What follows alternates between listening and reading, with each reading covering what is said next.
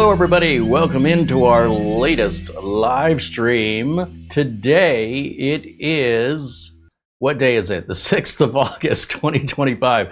My name is CareyHolzman and I wasn't quite sure if we were able to have time to get online today, so thankfully things have worked out and here we are. Hope things are well with all of you. Thank you so much for hanging out. A shout out to our good friend Mark Gaines, who sent us a very generous PayPal contribution just prior to the beginning of the show. And we exist because of our members. A lot of people still under the impression we make money from advertising. I'm sorry, guys, those days are long gone. However, I mean, there's still a little bit of money to be made, but not enough to do what we're doing, not even close. So without the members, I just can't tell you how people that just don't understand the economics of YouTube of 2025 are still under the false impression that we're back in 2019. And hopefully we'll get the word out and get some folks educated on what's going out here. And if they like content like this, they need to support us if they want us to keep going. And we can't thank our members enough for enabling all of the others who get to continue to enjoy the content for free, for basically making it possible. The viewers are now the sponsors of 2025. And other than that, you'll see YouTube channels just kind of fading away. The cost to run these things now versus the cost of what the marketing brings in is killing off television shows left and right. Resident Alien got canceled for the very same reason. The advertisers just going away. And what advertising you're left with pays so little, you cannot operate without some other form of bringing money into the channel or into a television show. Even if the television show is great and people love it, the money's not there, it's just not going to happen. So that's where we're at, and you know, we're not here running a telethon. We're just telling you how it works. Because too many people are under the false impression that their view, just watching the video, gets the bills paid. And it used to be that way. It is not that way anymore. And without our members, well, this video we're about to do today would not exist. Also, the other reason this video wouldn't exist is not just financial support. But we've had some viewers who are very technically talented providing us solutions that we're looking for to particular problems, and I can't do everything myself. So a gentleman named Dennis Hill reached out to us as I presented a challenge regarding the nano-kvm remote device here. And this has no screen on it. So the question is, when you first set it up, and by the way, we did a setup video on this, it's perfect.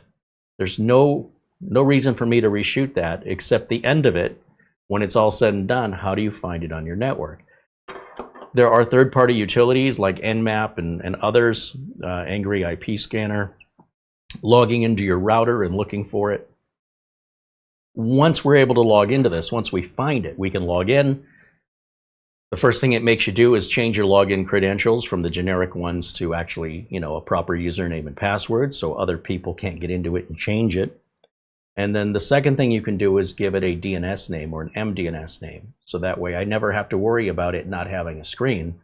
Instead of typing in its IP address in my browser to access a computer remotely, I type its name in.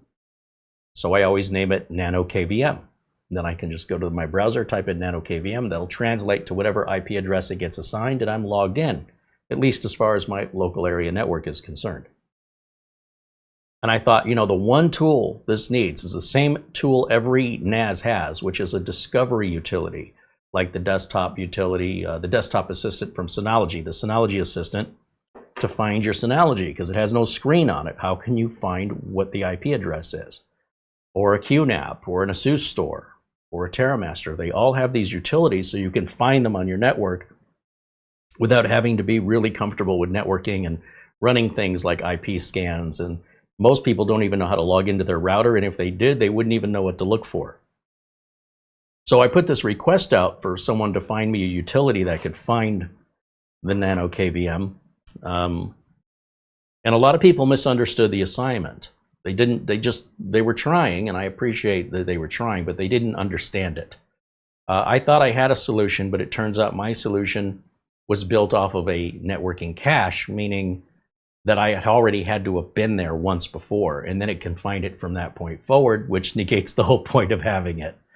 So I was looking for a solution basically that would look for the unique identifier that a nano-kvm would have on a network versus anything else. It's the same way a Synology, TerraMaster, any other network discovery app works.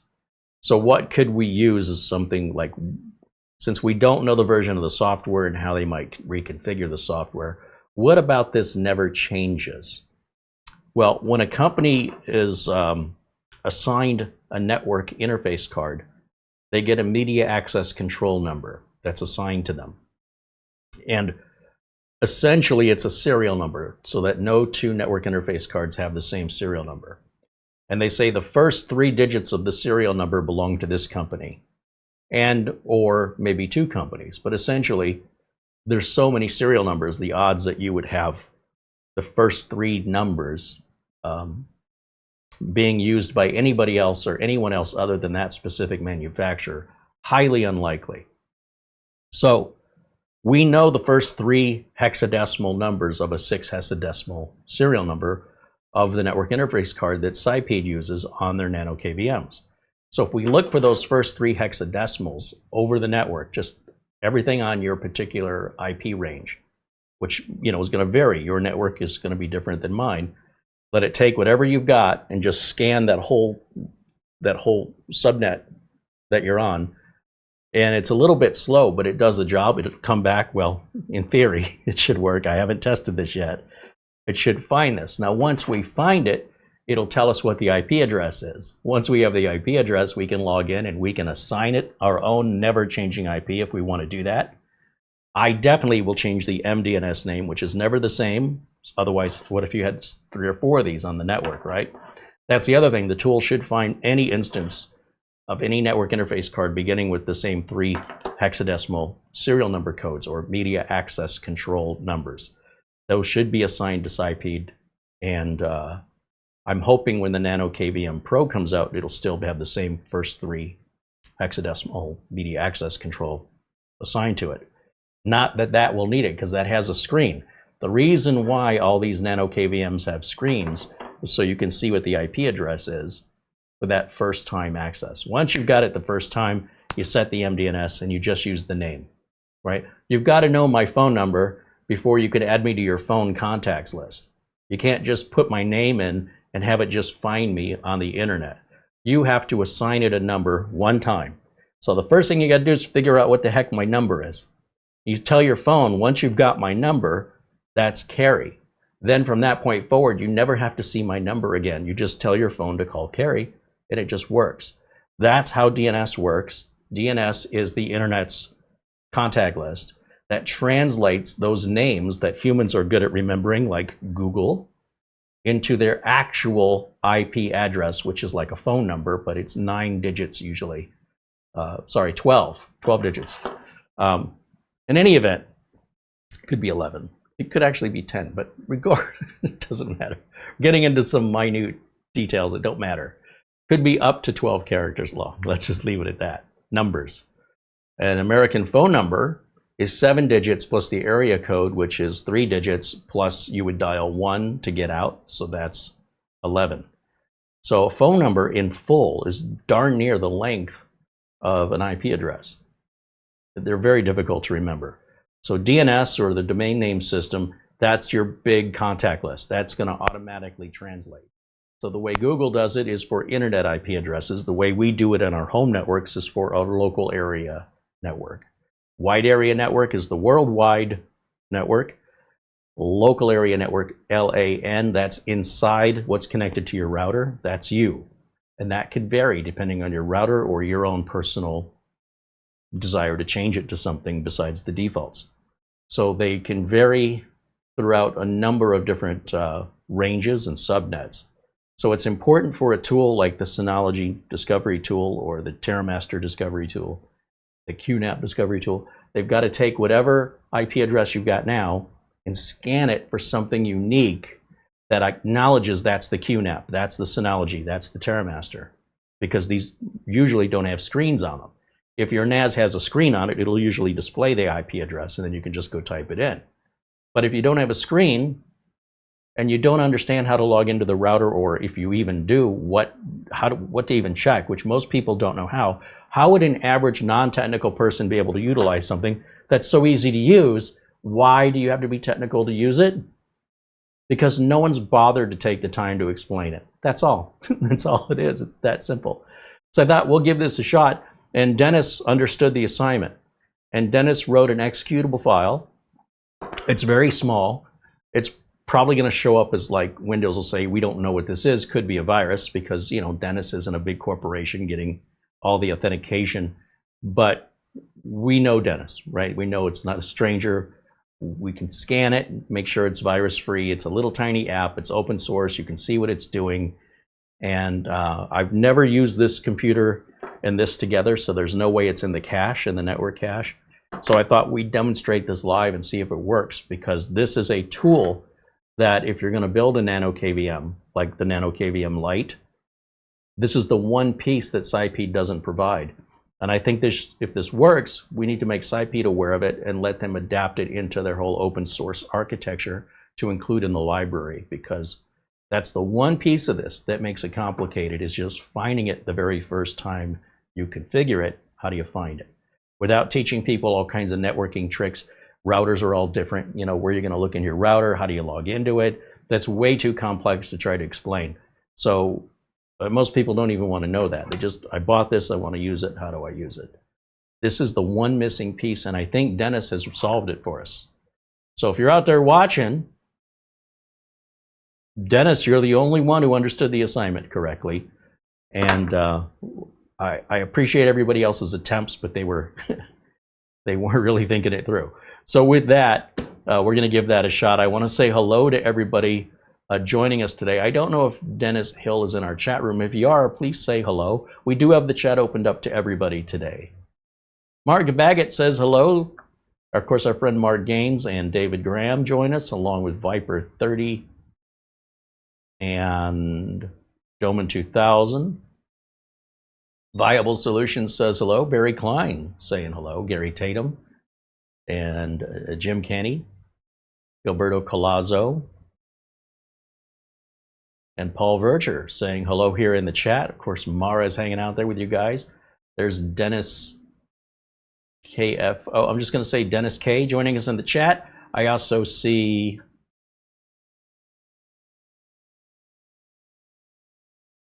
our friend Andy Kane there from Ireland saying hello.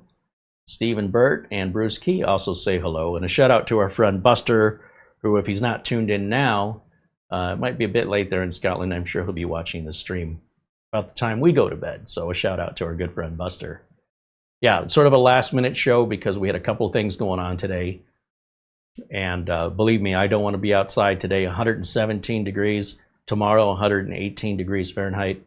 I do not want to be outside until after 8 o'clock at night when the sun goes down, and even then. So no better time to make a video than now. I want to shout out to Naz Compares, who finally stopped withholding information from his audience and explained to them how to work around the Synology drive restrictions. But the way he did it, it seems pretty clear he's not familiar with code. So he went through some steps that were unnecessary, making the process a bit more drawn out and unnecessary. But kudos.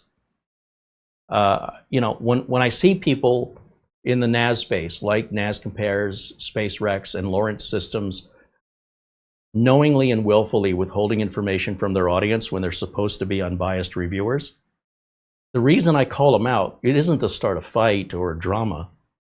Imagine if you found out somebody you admire, let's just say Superman. When no one's looking, he's drinking, he's smoking, and he's beating his wife. How would you feel about that? You know, somebody you really look up to. And that's an extreme example. I mean, I'm not comparing that, but I'm just trying to give you an example of, like, of all the people to withhold information. The last people I would expect are those three NAS creators that are very, very good at what they do. That's why it's shocking to me. And then today, when he releases it, he doesn't really understand the code, apparently, because he's doing things in a much more difficult way. It's so much easier than what he showed. And I just want to help him. Like, I'm frustrated. I'm like, okay, finally, you came out to your audience and told them what you've been withholding. That's good. But you don't seem to understand how it works. So let me teach you, let's talk.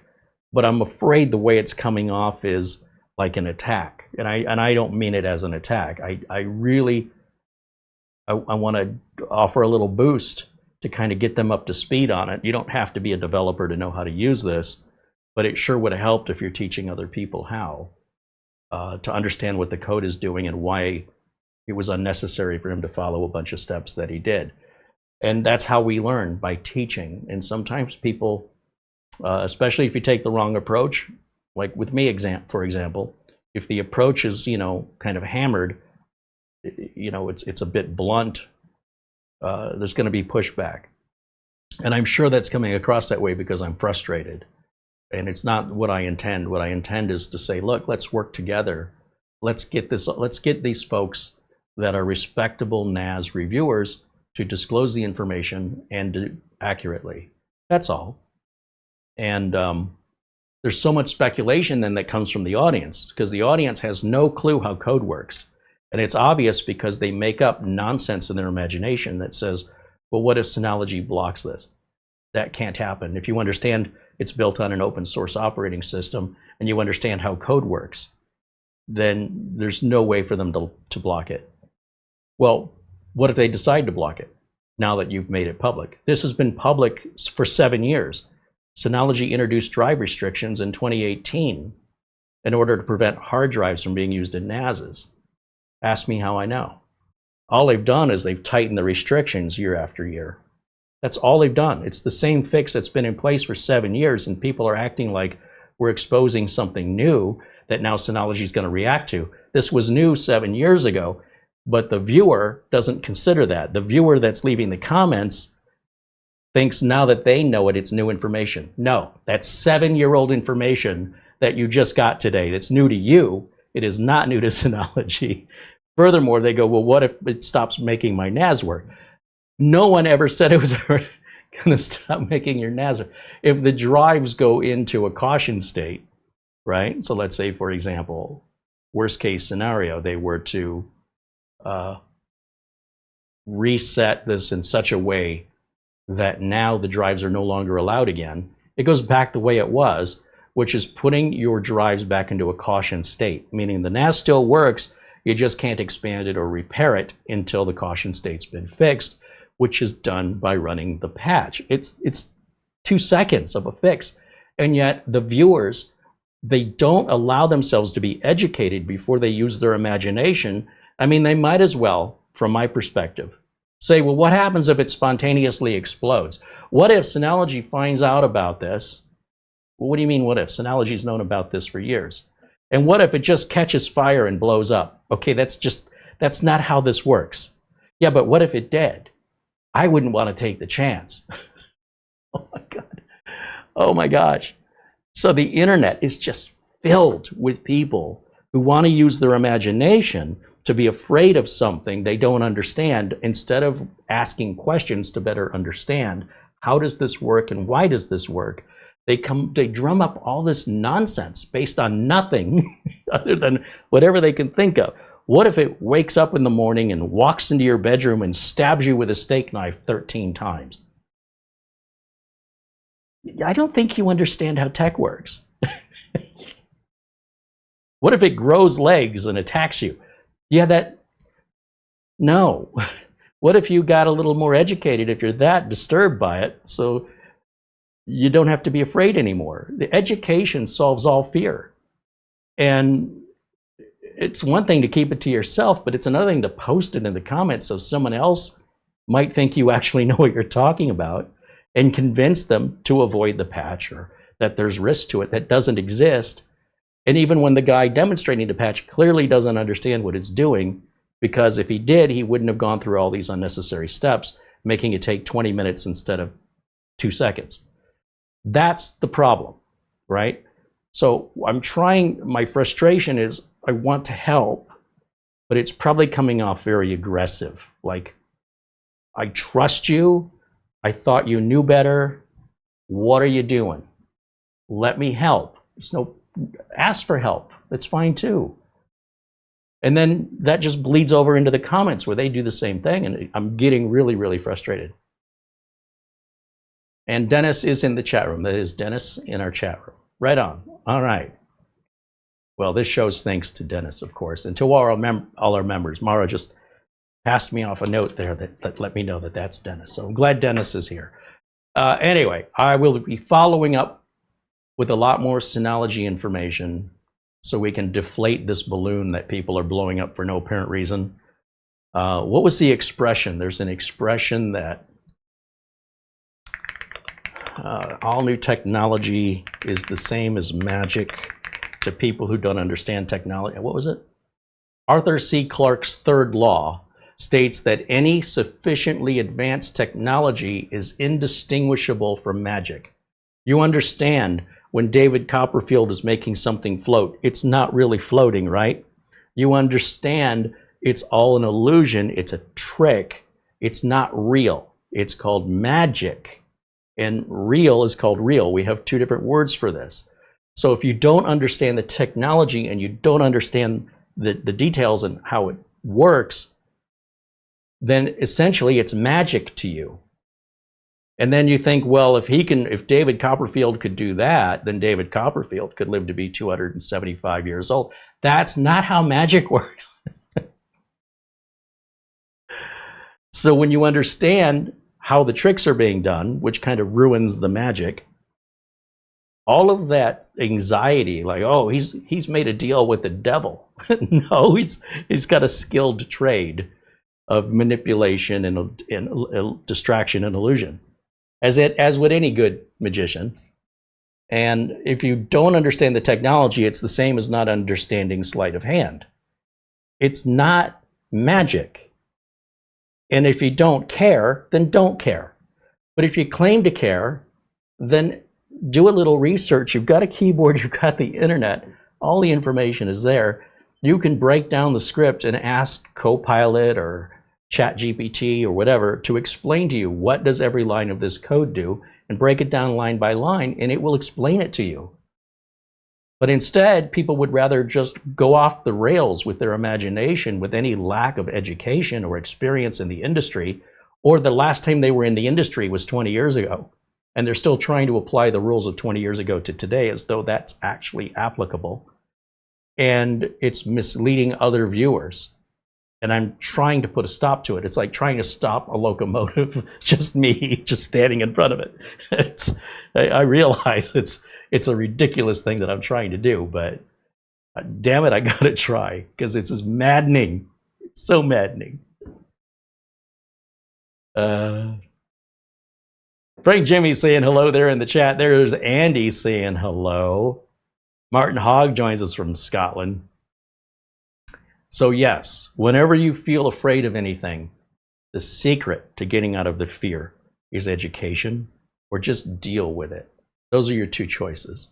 But to scream the sky is falling because an acorn fell on your head is acceptable from a child, but a grown adult should know better, and the way I was raised. Here comes the old Gen X out in me again. Let's get this bad boy hooked up. This is a machine we did a while back, all in white. It's a 9600X. I forget what RAM. I really need to inventory this. I forget. I remember this was a Leon Lee, right? With a Leon Lee cooler. And then I added the Leon Lee RGB power thing. And everything's in white. And I think it's a rear connect board. Is it? No, it's not a rear connect board, or it wouldn't have that, Carey. Okay, never mind me. I'm a lot of things going on, spinning a lot of plates. Let's get this powered on. And then instead of hooking up a keyboard, a mouse, and a monitor, we'll hook up the NanoKVM LITE. And then I will need to, I guess, use the streaming computer to run the discovery tool and see if it finds this. So hopefully this isn't already in the cache of the streamer. I didn't think this through right, because I was thinking these two things had never been hooked up. I'd have to plug this into the streamer and then find it from here. No, we'll try it one way first. All right, so instead of a keyboard and a mouse and a monitor, we're going to plug this USB cable in. That's going to provide power and provide keyboard and mouse emulation back to the machine. HDMI out, this is going to behave as a monitor, so we can watch the screen through a browser of any connected computer on our local area network. We can add tailscale to this if we want to allow access from anywhere in the world. I use these here in the building. I don't ever put outside access on them, but you can if you want to. So let me plug this in here. This is only USB 2, so you don't have to use a fast USB port. The back of this computer, unfortunately, one of the downsides to this motherboard I picked, has no HDMI out. So what I do is I use an adapter. Let me go back over here real quick. It's only DisplayPort, so I have a DisplayPort to HDMI adapter, which is somewhere in here.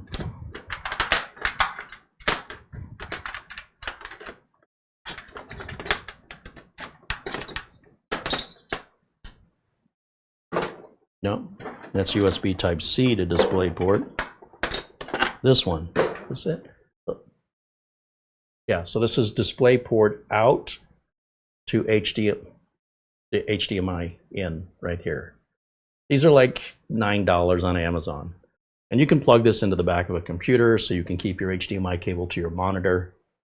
In this case, since we only have DisplayPort out here, I guess the makers of the motherboard figured this is a gaming motherboard and you'll likely have a graphics card in there. So they didn't populate an HDMI here. Now I'm going to hook up the HDMI cable to our NanoKVM. Okay, so the last two, there's 3 cables. I got to plug networking into this once I'm connected, if I want this to have network access, and then a power cable to turn it all on. So let's grab the power cable and network cable, which I have down here.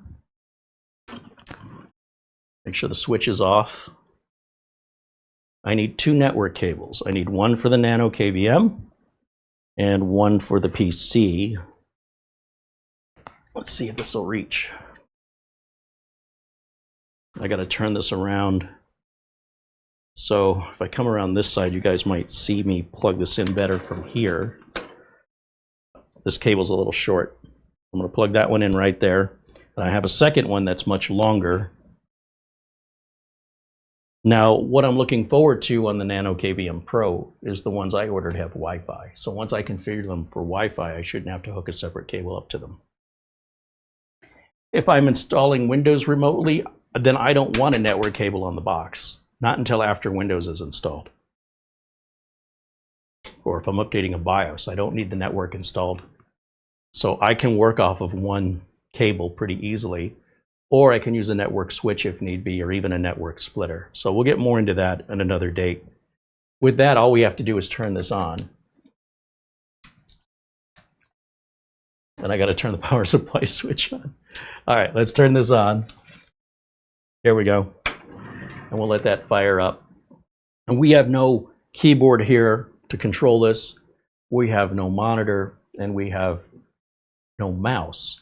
It's all being translated into that little NanoKVM, and no software is needed. I just open up a browser and go to the IP address of that NanoKVM. The problem is, how do we know what it is unless we set it up ourselves? So the very first time you build one of these, you got to figure that part out. Again, if you know how to log into your router and just see what's connected to it, it's not rocket science. But for the average computer owner, they don't even know what a router is, let alone how to log into it. And once they log into it, they don't know where to go and what to look for. So the discovery tool makes this universally easy for everybody. So the discovery tool that we're talking about from Dennis, I should have a link to it in today's video notes. So if we go over to our videos here,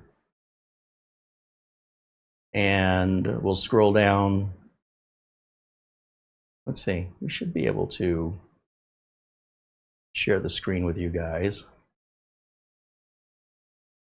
Let's go here and let's go here. Does that bring it up? Yes. Okay, so down below the video, it says, you know, how many people are watching right now, and then you click more. And these are all the video notes we're always telling you guys about to get like SCD keys, the parts lists we're using, like to build the NanoKVM.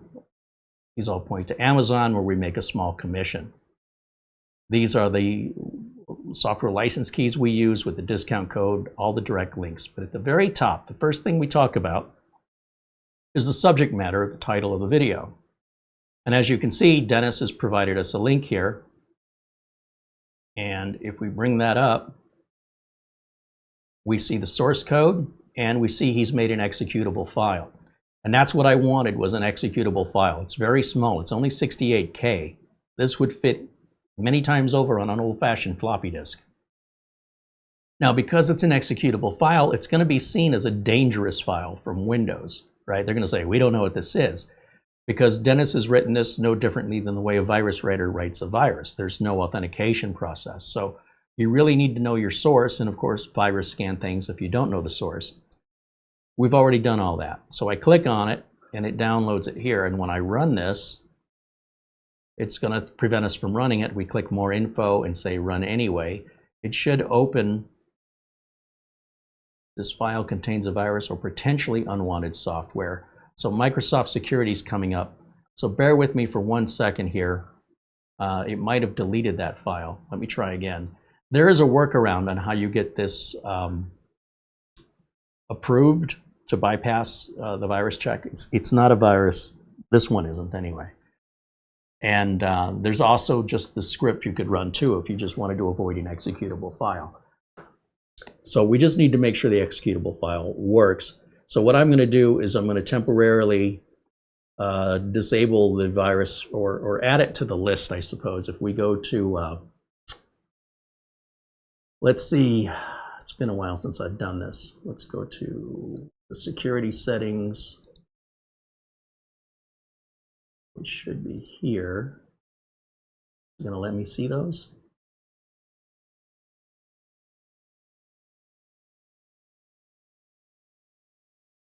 Wow, it's not going to let me see it.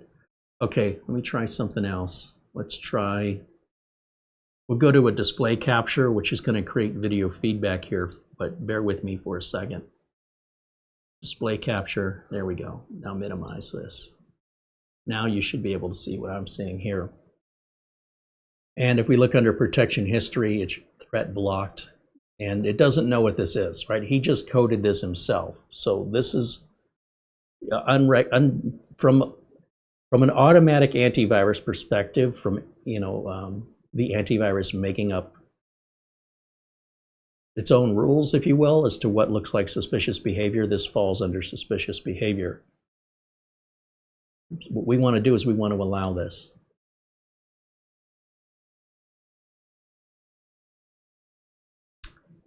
And I think if I try and run it again, let's see if it still pops up as a virus. Run this. This is normal. Run anyway. There we go. So everything on my address, everything on my network rather, starts with 192.168.68. And this was really quick. Like, I thought this was going to take longer. And it finds the MAC address that starts with 48-DA-35. That should be all the same 3 hexadecimal codes of any network interface card used by sipeed. That because the media access control numbers are purchased and assigned to companies for this reason. And look, it gives us the time. Dennis did a great job on this. We just got to figure out what's the process to get us approved for not being a virus, right? So we can get some confidence in people. And I think this is a wonderful contribution to the NanoKVM project over on GitHub. And why nobody has done this, I don't know how I guess they're all technical people, right? So this tells us our IP address is 192.168.68.63. That's all we need. So it says press any key to exit. That gets us out of there. And if we go up here and type in 192.168.68.63, that should take us to the login of the NanoKVM LITE that doesn't have the screen that would tell us its IP address. So I'm going to type in my name as NanoKVM because I've already configured this prior. And then I'll type in my password, and that should bring up the desktop. And it does, of this white computer beside me. So you see it's got the main mouse, the big mouse that's leading, and the smaller mouse following. The smaller mouse is the mouse on the white computer. So if I right click, go to System, we can identify this as a Ryzen 5 9600X 6 core, 32 gigs of RAM. We can get into the BIOS on this machine if we want to. We can go Start, Shut Down, Restart. And because this is an actual video output capture instead of remote Windows software, we don't have to be in Windows to use it. We don't have to install any software. We just have to go to the browser of any computer on the same network. Or we need to set this up with tailscale if we want to be able to access it from any internet connected computer in the world if you have all your tailscale credentials. So again, for me personally, this is a total game changer, because as I'm configuring computers for customers, they sometimes need to run for an hour or two for Windows updates, installs, virus scans, and I can do all of that from upstairs. I don't have to keep coming downstairs to check on it. I just change my browser tab and I can see the status of it. So when this fires back up now, I need to hit the delete button as I normally would if I were sitting in front of it, because we're still always connected during this reboot. And look, we're now into the BIOS. Now your mouse may not work well in the BIOS. Looks like I see 3 mice in there. I can kind of tell over what's highlighting, right? When I say English up there, now it's over to help. It's very confused.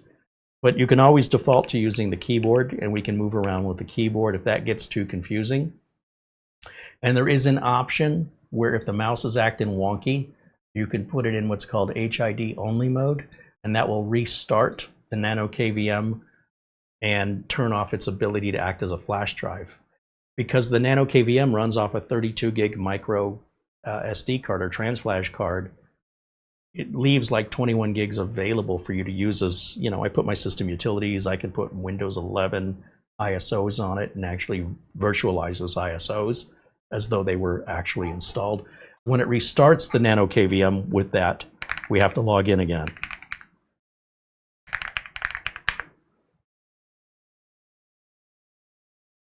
So sometimes that fixes the mouse, sometimes it doesn't. There's still, you know, a first generation product, and it's going to get better.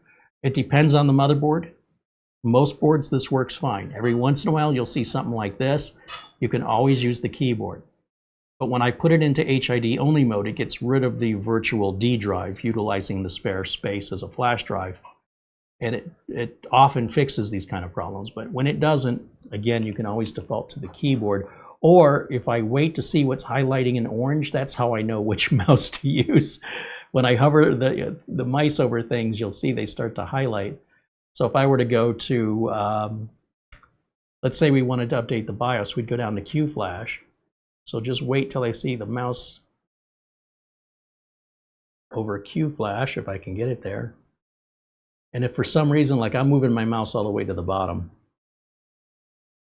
one of the ways this gets fixed is through software updates. And up here at the gear, we can check and make sure that you can see I gave it a host name of NanoKVM. So now I can just type in NanoKVM up here. But let's say this is a first time setup. I need to be able to find it and log into it first. Then I can change this DNS name. Once I change that MDNS name right here, it becomes nanokvm.local. So if I copy nanokvm.local up here, that's going to translate. I guess I can't copy and paste. That'll translate back to this IP address right now and ask us to log in.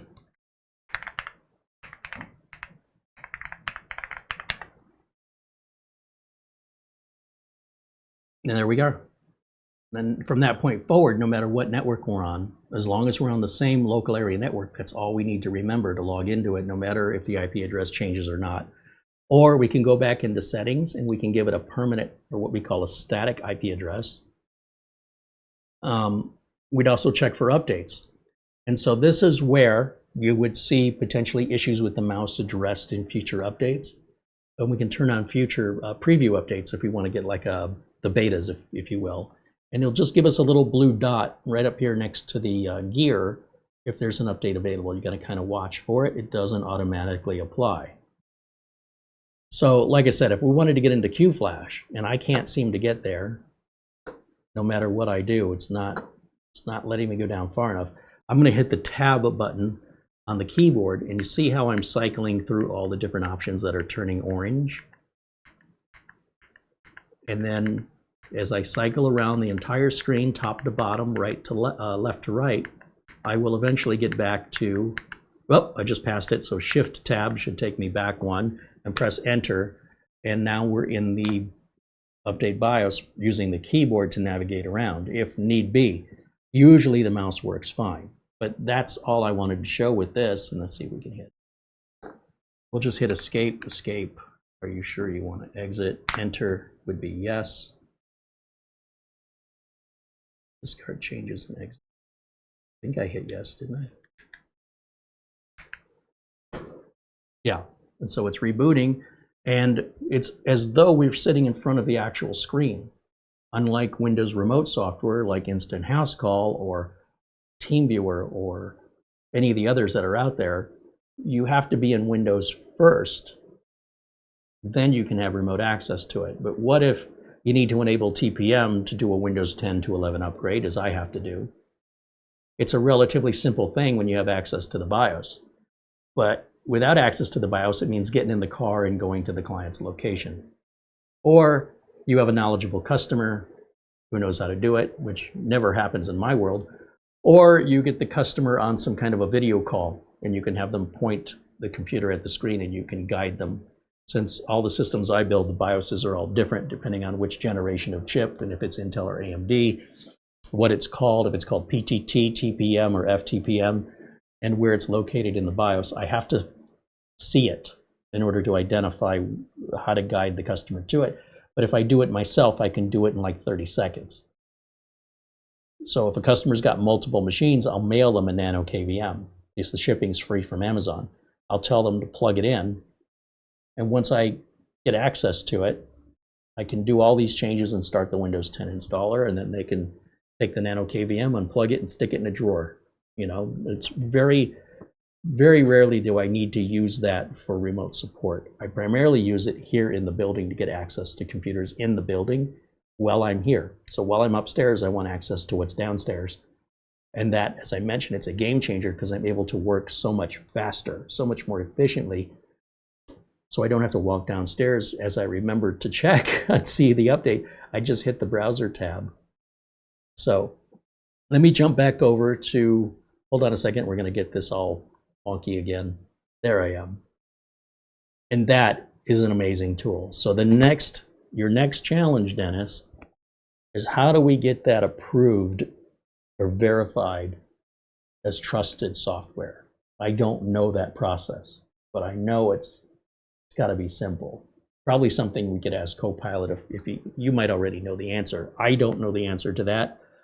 But I know these answers are usually very simple, procedural things. Let me jump back over to our chat room and see what you guys have to say. Stephen Burt says hello. Alan with a Y saying hello, along with Scott and Gary Tatum. Dustin Fuller.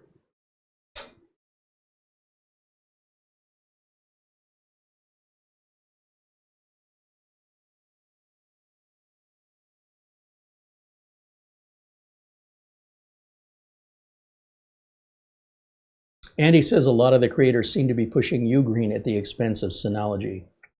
Well, what they're doing is they're withholding information about Ugreen too. They're basically not mentioning the fact that every NAS manufacturer has a guest account. Ugreen is the only NAS manufacturer that does not. The way that I deploy NASs are on secure local area networks, where if you're on the local area network, you don't need a name and password to log in, and there's no other way to access the NAS. There's no utilities running that need internet access. Everything runs on a locally secured LAN. That's it. And if people want to work from home, they're going to log in remotely using remote software onto their work computer. And we do that for several reasons. One is all the files they need are on the NAS. And we don't want these files on their home computers. Two, we don't want to repurchase all the software again for their home computer that's already been purchased and activated on their work computer. And if they're working from home, what we want to do is give them access to the work computer, not the home computer. We don't have control over their home computers, so we don't want their stuff potentially causing harm to the company. So they log in remotely, and it's as if they're sitting at their desk at work with all the same programs, and they'll access the NAS the same way. Therefore, they're not remoting into the NAS. You understand? It's a very simple thing that's impossible to do with Ugreen. And the content creators don't talk about it. There's so much information being withheld by respectable content creators now. It feels almost like a conspiracy, like they're conspiring together, or they're all, even when you bring their attention to it, they don't seem to think that's a big deal. When it completely shuts down my business, if I had a customer buy Ugreen, we would have to give them names and passwords, which is more support, more maintenance, especially when people come and go. And then every once in a while, you know, the passwords can expire. They got to be renewed. People forget what the password is. People enter it wrong too many times. Oh my gosh, I don't want to deal with that in my business. It's already a secured LAN. Who are you afraid of? Your own employees? If so, fire them. It's real easy. So I set every single business up the same way. This isn't like I'm one little guy with one little client. No, no, no. All my clients are set up this way. And because Ugreen doesn't allow that, and they're the only NAS maker who doesn't allow it, I can't use it. No matter how good it might be, I cannot use it. The Minisforum NAS we just reviewed, it's still in beta. They don't even have SMB, the networking protocol we need, fully populated yet. So it's kind of working, but we have an early look at it. We have another one from Orico, the MetaBox HS500 Pro to look at. It's also in beta. When things are in beta, we don't expect them to be perfect. And when things are in first generation, we don't expect them to be perfect. Synology's gotten as good as they have because they've been doing it for so long. So when I choose which NAS I want to use, and I've got my choice, I'm looking right over here. I've got Synology, I've got TerraMaster, I've got QNAP, I've got ASUS Store, I've got the AOStar. I have all these options. I could build my own TrueNAS or Unraid. So instead of asking me, well, what do you think? Ask me, what do I use? Knowing I can use whatever I want. There's nothing holding me back. I'm using Synology because the little patch workaround thing is not a big deal. It's a one-time thing. So what? And it does everything I need it to do. So why would I let some little tiny velvet rope prevent me from progressing into an area as though it were a brick wall? It's a velvet rope. Move it, for crying out loud. Oh, there's a velvet rope. We're stuck. There's no way forward.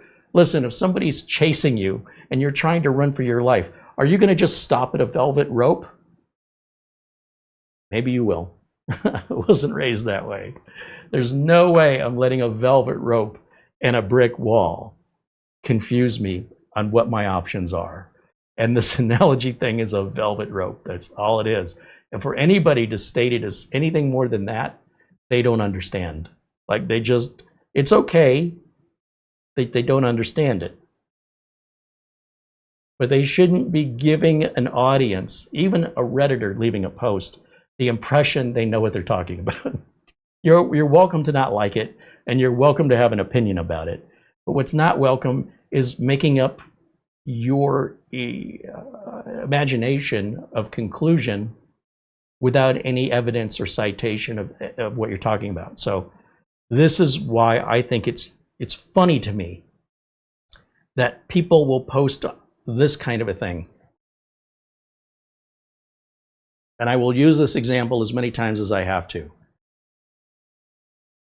They know for a fact that stickers make cars go faster. If you put stickers on a car, they've got evidence that stickers make the car go faster. And you say, well, that's the most ridiculous and absurd thing I've ever heard. And they're dead serious. Dead serious. And while they don't understand aerodynamics and they don't understand engines and weight and G-forces and gravity, acceleration and braking and tires, they don't understand any of that. But here's what they see. They go, Watch any car race in the history of car races. Do your research and show me one where a car wins that doesn't have stickers on it. This is the world we're living in today, folks. I had a friend literally tell me SpaceX cannot land a rocket the way that they land them. It's all fake. I said, well, first of all, what difference does that make? Even if you're right, how does that change your life? And two, have you ever thought of maybe going to Vandenberg or Texas or Florida and actually watching these launches and landings so you can see it? Because you know there's an audience. People show up and they watch this. They bring telescopes and binoculars, they film it. How would you explain that? We're all on this, you know, it's one thing to have a conspiracy, but when you start adding hundreds or thousands of people to all keep the secret, they're not keeping it. No, you're never going to get people to keep a secret. Not the number, the more people know the secret, the less likely it's going to stay a secret. So I'm like, look, you can sit there and you can come up with all your nonsense, or you can just go and watch it and then tell me what you saw. Just like all these other people that go and watch it. And you can watch that rocket land. Explain it to me then. So you think they have the technology to go up to space, but the moon landing was faked. So we can go to space, but we can't make it to the moon? Really? We can go 3/4 of the way there, but we can't, get that little, it's absurdity. And it's, the most offensive absurdity. So in any event, this is the internet. This is what we deal with. Let me take a look here at the chat and see what you guys have to say in here.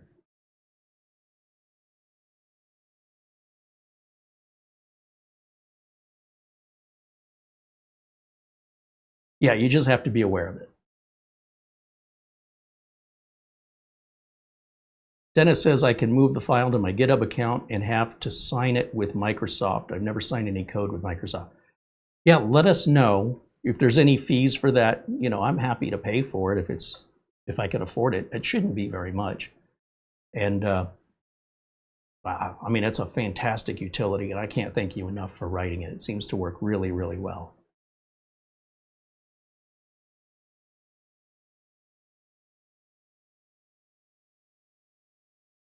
Barry Klein is mentioning it's quite possible that my approach with no password and guest access is an edge case. You can believe whatever you want to believe. In other words, if you don't have the stats and the details of how these are being used, and all you're going to say is, well, based on my experience, I've never seen that. How can you then determine what percentage of offices really use that to say it's got to be so minimal? You're concluding without any facts, without any investigation, that what I'm doing is an edge case when it may be more common than you're aware of. On the other hand, you could also be right. But here's the thing. People love options. So if every other NAS manufacturer provides a guest account, then why does Ugreen not? It's no longer a question of justifying how you use it or how many people use it. Don't force me to join the sheep, right? I don't want to be a sheep. I don't want to do what the sheep are doing. Give me the ability and the control to adjust the configuration or to order my meal the way I want it prepared. Hold the pickles, hold the lettuce, special orders won't upset us. They'll get my business more often than you'll take it the way we make it and you're gonna like it. Because most people are happy with it that way. I don't care what most people are happy with. And how do we really know?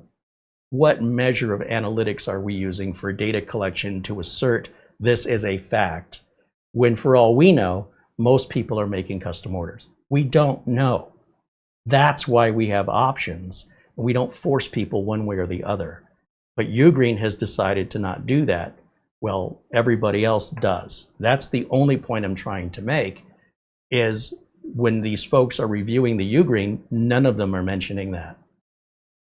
So I guess the others just put it in there for no reason, and it's not worth discussing because so few people use it. They're not worth talking about. They're not worth acknowledging their existence because they don't make up the majority. It's kind of offensive. Like, to me, it's like, really? You heard what you just said. I mean, A good piece of hardware and software should be designed to accommodate the needs of the purchaser, period. If there's a workaround for it, like in the case of Synology, and it's not complex and it doesn't cost any money, great. If there isn't a workaround for it, hold my beer. We'll get a workaround for it. It's not that big of a deal. So in any event, it kills the Ugreen for me. Now, if Ugreen does add the addition of a guest account in a future update to their software, I'd love to revisit it because I really liked it. But that one lacking, very basic thing that everybody else has makes the NAS completely unusable in the way that I deploy and maintain in my business and for all the clients that I maintain. And I'd like it to be an option. I want it to be.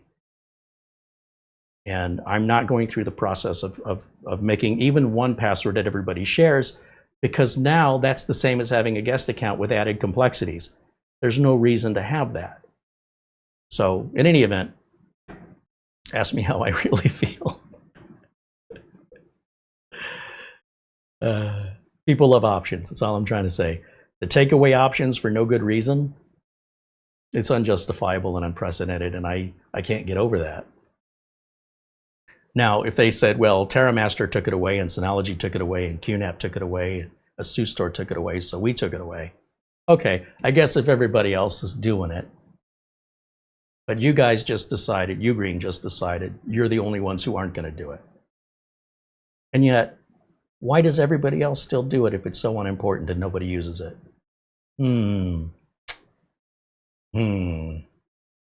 Just seems like a lack of basic consideration.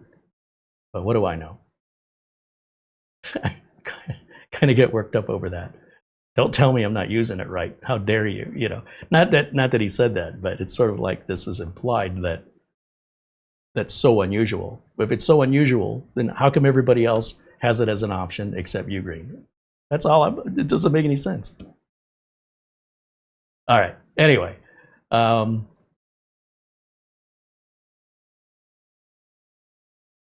Barry says, I'm not arguing for or against Ugreen's approach. I'm simply offering an explanation from a reviewer's point. Yeah, but you don't know the reviewer's point. That's what I'm trying to tell you, Barry. You're making assumptions based on absolutely no information. Go and ask those reviewers before you tell me that. You're making an assumption based on nothing but your imagination with no facts or data collection. Ask the reviewers why they didn't include the mention of a guest account. Because I can tell you, I've told several reviewers about it under the assumption they didn't know, and they still didn't follow up their reviews with additional addendum information. So when you ask them and you get the answer, and then you want to tell me what they say, that's helpful. But if you just want to work in your imagination why they might possibly have left the information out, I can do that on my own. Just so we're on the same page.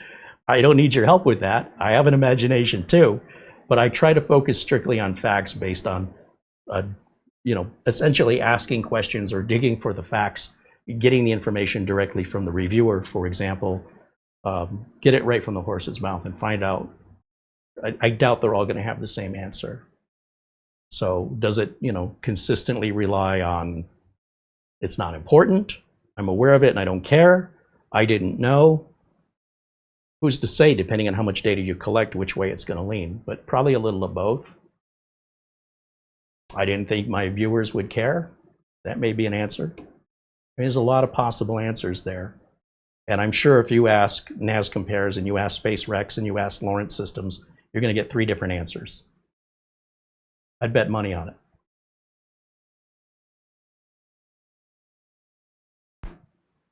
So, in any event,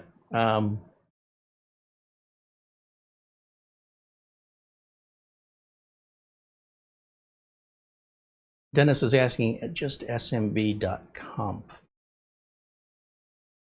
Is that asking about the Minis forum? So with Minis forum, the software is still in beta. Like when we look about the About section, it says beta, right? It's not even close. Like I thought it was closer to being finished when I reviewed it. I thought, it's been a few months. They must have come a long way. They haven't gone as they haven't come as long as what's the word I want? They haven't established as much progress as I had hoped. They'll get there, right? I don't know how many people they're working on it and what takes priority, but that SMB has to be flushed out, and at the very least, they got to flush out getting all the features back in SMB. That's just basic networking 101 on a Windows platform. And right now the unit works, but it's kind of heavily relying on their app. I think the Orico we've got here, the MetaBox HS500 Pro, is probably in a similar state of development currently. And Orico wanted to restrict our review. They wanted us to make this video, send it to them for approval, and we said no. They said, "Oh, you can't do it live." I said, "Stop me." I'm really disappointed. We've had really good relationship with Orico, and the fact that their marketing company is trying to control the reviews right now. I want you to know that when you're watching a review of an Orico, like for example the H50, what is it called, HS500 Pro, presumably they're putting the same condition on every reviewer, meaning they can't actually tell you what Orico's allowing or disallowing in the review. So we're going to do it live. I'm not out to get anybody. I just want to show you the current state of it. It's not done yet. I don't expect it to be a finished product, and I will state as much as a disclaimer when we review it, and see how promising it is. Because if I didn't think it was promising, I would have never even had the idea to review it. I wouldn't want to. But much like Miniswarm, they still have to get that operating system worked out. And so for that, it's going to take some time. They've got a lot of catching up to do. TerraMaster's come a long way, for example, but they're still not caught up to QNAP or Synology or ASUS. They're like in 4th place, but they're getting progress. They're not just resting on their laurels. But neither are Synology and QNAP and ASUS. They keep updating their software too, with Synology being the most polished with the most options and features. So that's why I use Synology. It's easiest to use. And the drive restrictions are super easy to get around. It's not a big deal. There's no consequence if you get caught. You're not breaking any laws. It's your equipment.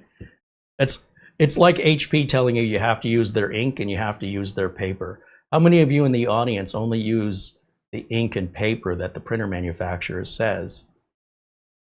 I don't know a single person that does. You might use the ink cartridges, you might not, from the printer manufacturer.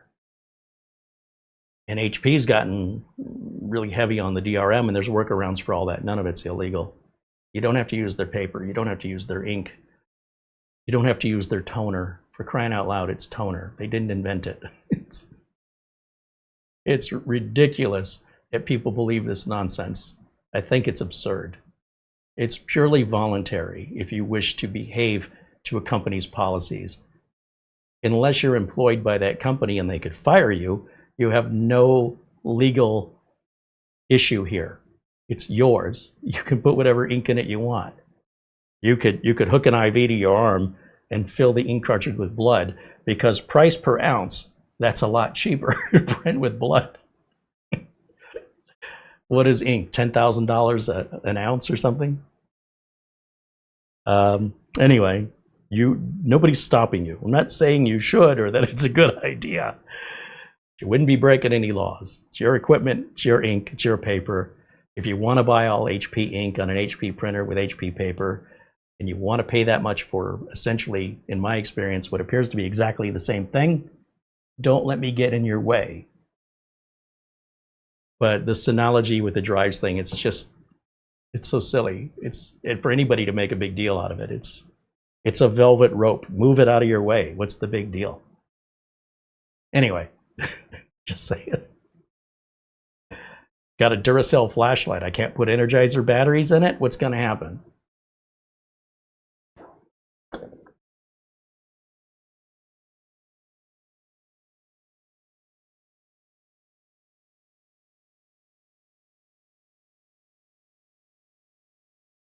So if anybody's got any questions, I do want to make this a bit of an Ask Me Anything here, so it doesn't have to be on topic if you have any questions for me. I just had some things I wanted to get off my mind, and I wanted primarily to test I was putting the word test in tennis. I wanted to test Dennis's discovery tool because when I looked at it, it looked really, really promising. And I said, okay, this is video worthy. And man, I can't thank you enough, Dennis. That is great work. Great work. Now we just got to get that authenticated and everything's cool. And I think the folks at Sipeed and the community that purchases NanoKVM will appreciate your hard work. So credit where credit's due.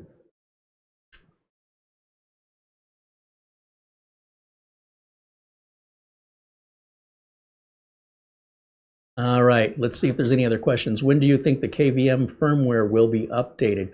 Well, they just updated it not too long ago.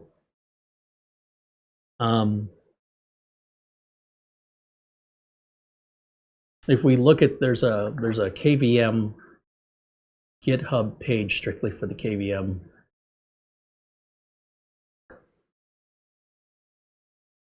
Let me see if I can bring that up and share it with you. So we have two things. We have the image file, which I don't know if you're referring to that as the firmware, and then you have the app. Neither of these would be, I wouldn't call them firmware. I don't know what they call them, but let's go over to the GitHub page, and the link for this GitHub page is in the video notes below. And what you're going to see there, excuse me, go over here to my window capture. We're on version 1.4.0 of the image file, and that was updated in February, mid-February. Then the app itself was updated, let's see, where is the app? Let's go back over here. Download the latest image file, Etcher. Where's the app? Normally, I would just go to, once the image file is loaded, I would go to this gear icon, and that's usually where I get the app. And I just go to check for updates. And the app is 229. If we click the changelog, that just came out like a couple weeks ago. And this is primarily where we're looking for changes. I don't really need the image, the actual image, to be changed that often. Oh, there's a 230. How do we get that? So 229 is what we have. That was actually last month. That was 2 months ago now. That was July 13th. June 13th is 229. 230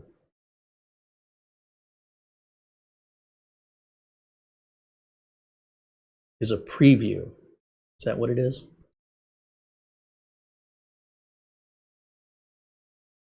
Okay, I don't know that this is going to help us, but I always like having the latest version. Why is it not offering it? Preview updates should tell me.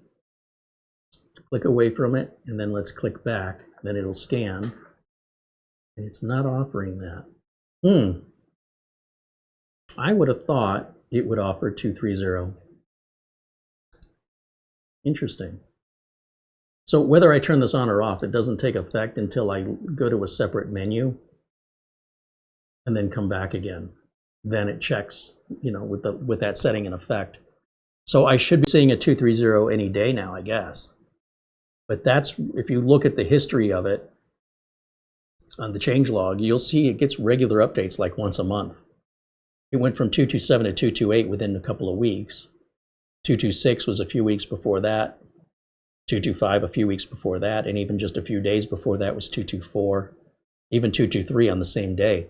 So seeing this kind of progress on it makes me happy. Clearly 230 should be available soon, and I'm sure there's a way for me to manually apply it, but I don't want to do it that way.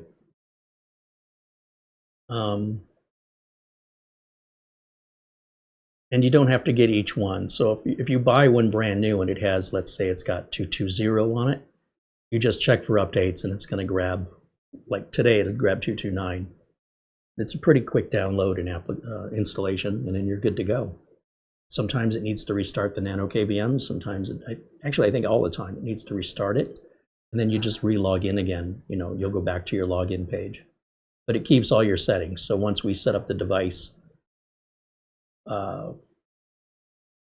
it keeps those settings. You don't lose any settings.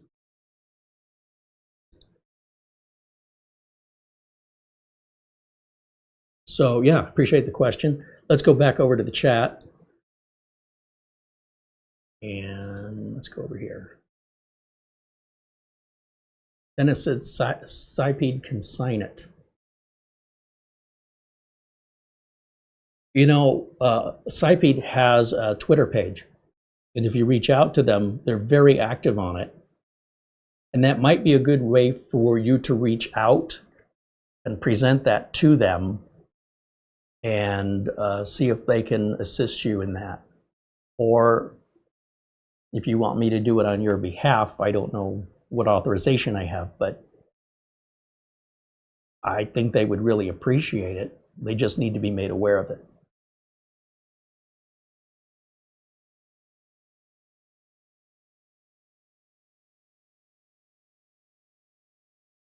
Viper says he's still waiting on his NanoKVM Pro. Aren't we all? Yeah, I hope it's not going to be too much longer. I'm going to guess sometime by, I would imagine, based on what I'm seeing, either the end of this month or beginning of next month. So either the end of August or the beginning of September is when I expect it to arrive, based on the updates I'm seeing from sipeed on Twitter. They were running out of a chip they needed, and they finally got them in. And DDR4 prices went up, and they had to deal with that. So they had some delays in manufacturing. So things are running a little behind, but they are working on it every day. And production is kicked back up on the ATX version, and those should be shipping out. If you order the ATX version, I did order one ATX internal card. Those are shipping out in the next 2 weeks. Then they're shifting production to the desktop version, and then those will ship out a few weeks after that. So we're probably looking a month out, would be my guess.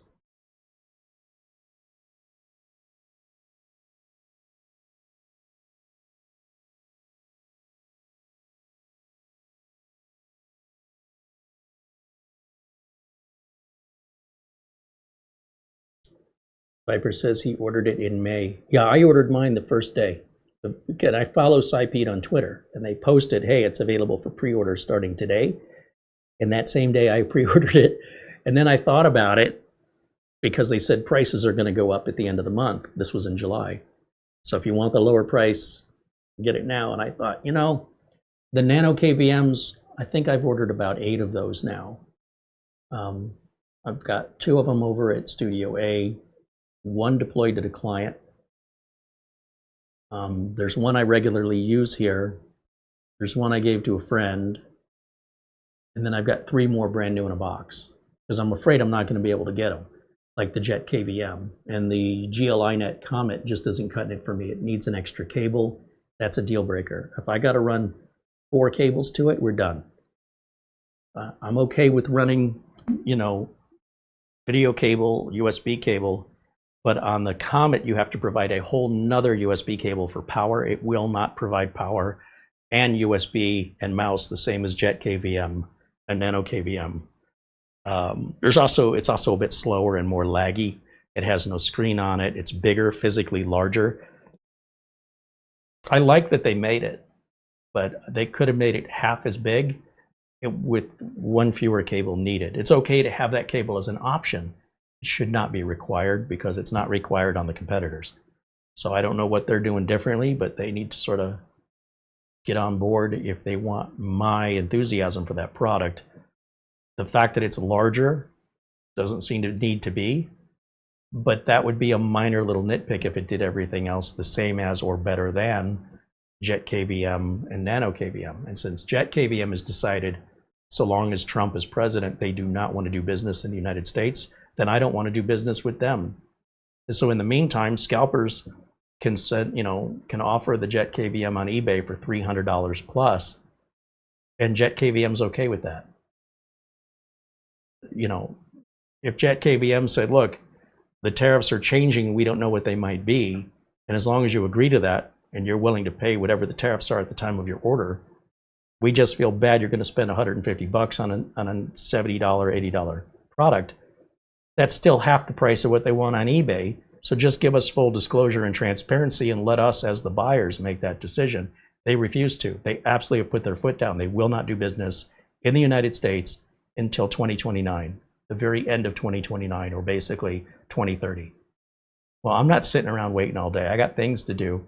So as Kevin O'Leary from Shark Tank would say, you're dead to me.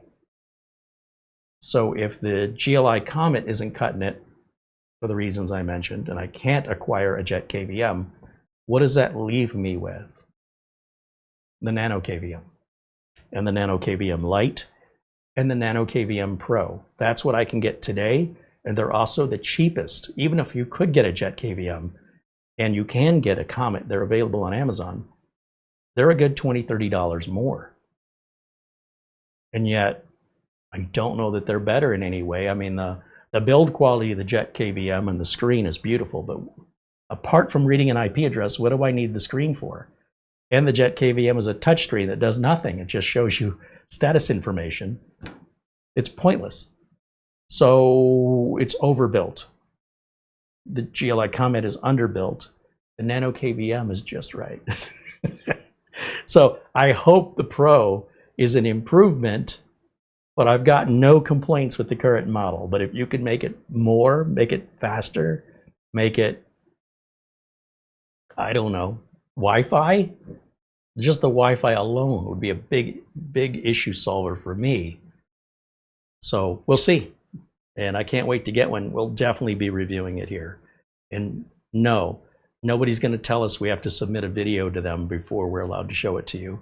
We've never agreed to terms like that. We never will. When we buy the products, we can show them any way we want to. And it's because of you guys we're able to have that freedom.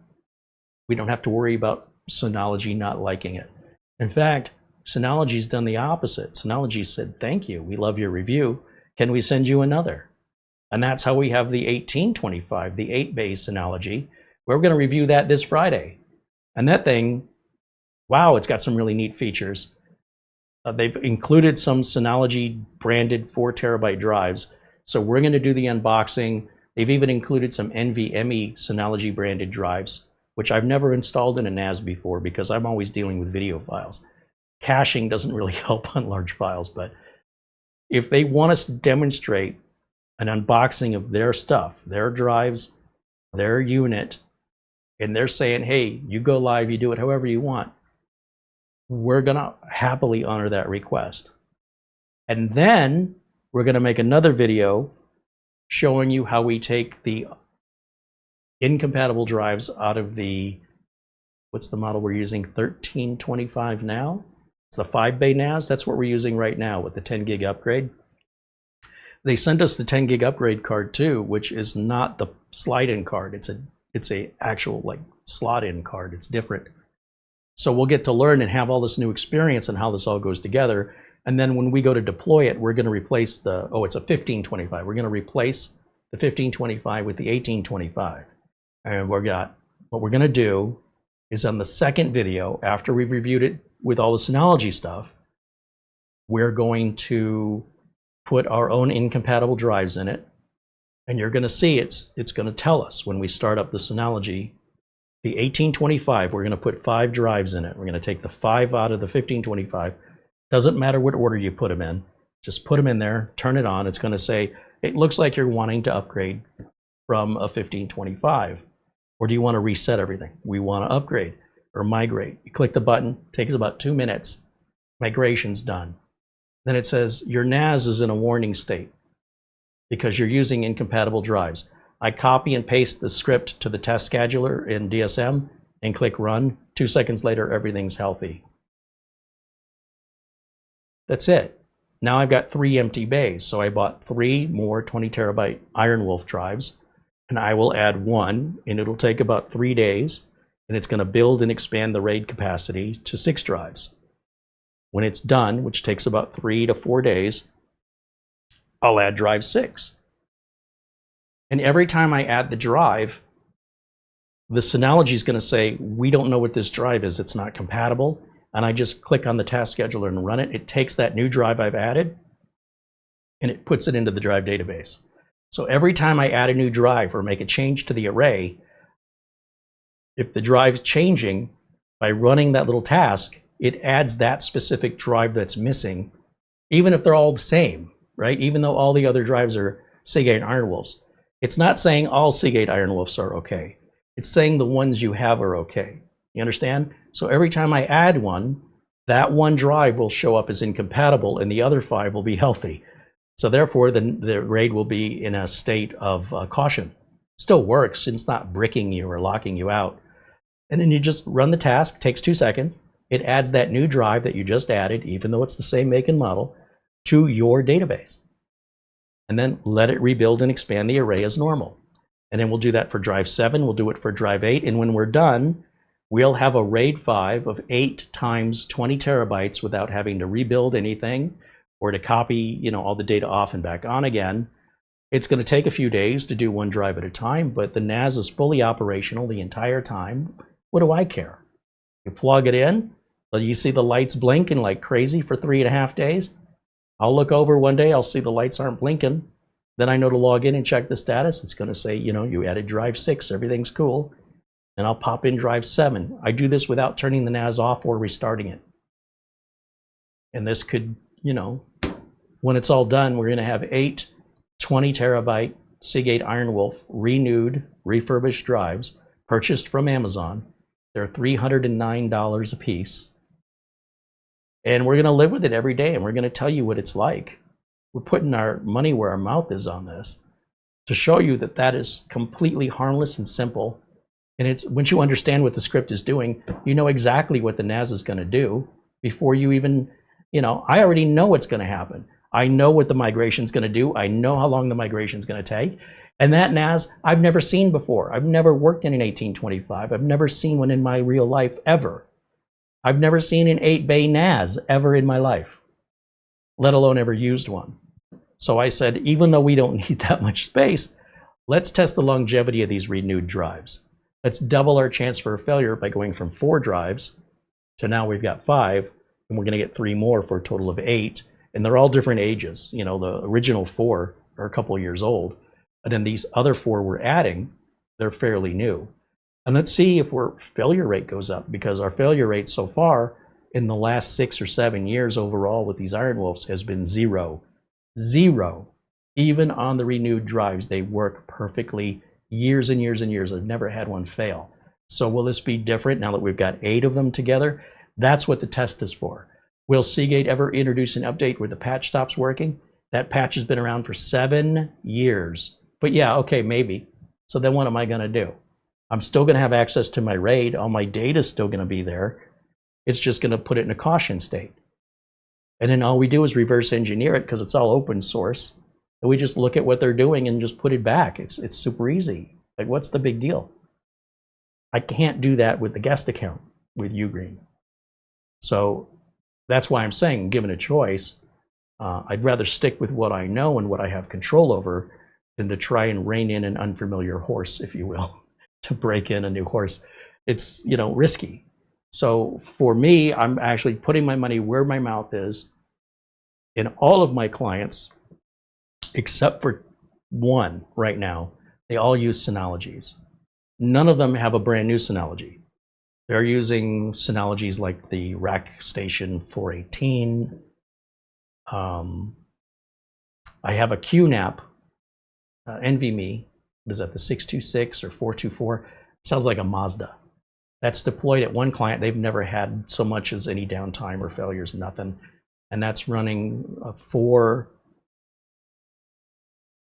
Intel NVMe drives that are just 1 terabyte each. So I think they only have a total of 3 terabytes on their NAS, and they're using 1 terabyte of it. Like, since it's been deployed over 2 years ago, their data set hasn't really grown very much. I think it grows by about 6 gigs. Let me read. It grows by about 1 gig a week. So in a year, it's like 52 gigs bigger, and it's 1,000 gigs to get to a terabyte. They're going to be okay for a while. One of my customers has a rack station that I think he has 4 8 terabyte drives in. So he's got 24 terabytes of storage, if I'm not mistaken. And they're using 1.5 terabytes of it. It's a little overkill.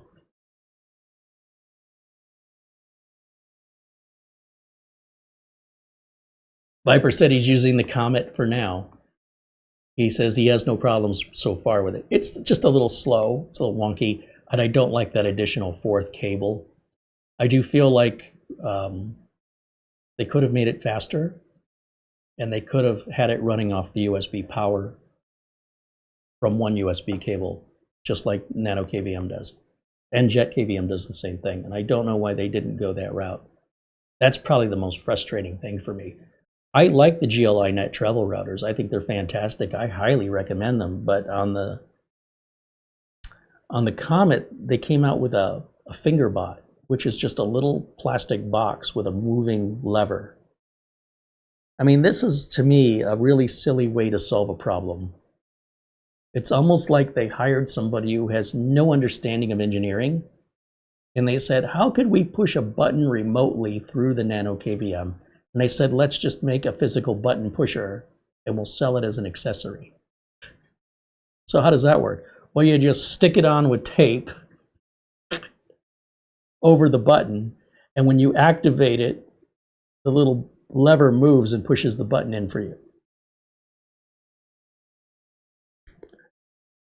Could you have asked a 5-year-old to design that? Like, seriously, that's so basic and so flawed. That's what you got? So I'm unimpressed with the unoriginal, out-of-the-box thinking that I expect from GLINet, because they've shown that in their routers. They've shown a lot of out-of-box, novel ingenuity. But the fingerbot is just, what? Now, to be fair, the NanoKVM also has a lighting accessory sold separately, so you can have your wall shine the color of the monitor, whatever on display. Why would you be in front of the monitor if you're connected remotely? Who's this for? It's so basic and childish. I don't understand why, other than it's an easy buck. So, yeah, I'm not buying one of those. I'm not buying a fingerbot. Oh, man. I mean, can you blame them? Make a quick buck. You don't have to put too much thought into it. But on the other hand, would it have killed you to maybe put a little more effort? Meet me halfway, something. If the GLINet Comet was all I had, I'd use it. But because I have cheaper, faster, more adaptable options, such as being able to use the NanoKVM as a flash drive, is an amazing option that is not, you don't really have that option on the Comet. It's like you get a little tiny space and it's really, really slow. So on this Nano, it is slow. It's still USB 2 after all. But I got 21 gigs of free space to use as a flash drive. So that means all my utilities, everything, they're available to me. If I go over here to the, where is it? Let's go over here to the remote desktop, and let me go to OBS and share that with you. If I go to this PC, the reason we don't have the flash drive right now is because we turned the HID mode off in trying to fix the mouse issue in the BIOS, which did not fix it. So we just have to turn that back on. So we're in HID only mode, and I want to disable HID only mode. So what that's going to do is it's going to make that setting change. It's going to reboot the NanoKVM. We're going to sign into it again. And when we do, we're going to have a D drive. And that D drive is an emulated virtual flash drive attached through the USB port to put on whatever we want, from ISO images. We could be mounting like Ventoy, but we mount it through the software, through the NanoKVM software. So here we log back in. And then once we're in there, you know, the reboot only takes a minute. As you can see, we now have this D drive, and there's all my utilities. So if I want to load VLC on here, if I want to run Uncle Carey's Windows 10 Optimizer, my network fixes, I don't have to pull it off the network, which can be difficult if I can't access the network without the network fixes first. So all of this is like 16 gigs on my flash drive, 15 gigs. And the Comet won't do that. I think it's very limited, and I don't think there's any way to expand it. So that's another dig against the Comet for my personal use case scenario. We up to date on our AMD Adrenalin? Okay, good. All right, back over to OBS. Here I am. So again, any questions you have for me? We're about an hour and a half into today's broadcast. So I can hang out if you guys have questions or things you want to talk about. It doesn't have to be on this specific topic. I'm just looking here at the chat. So let's see.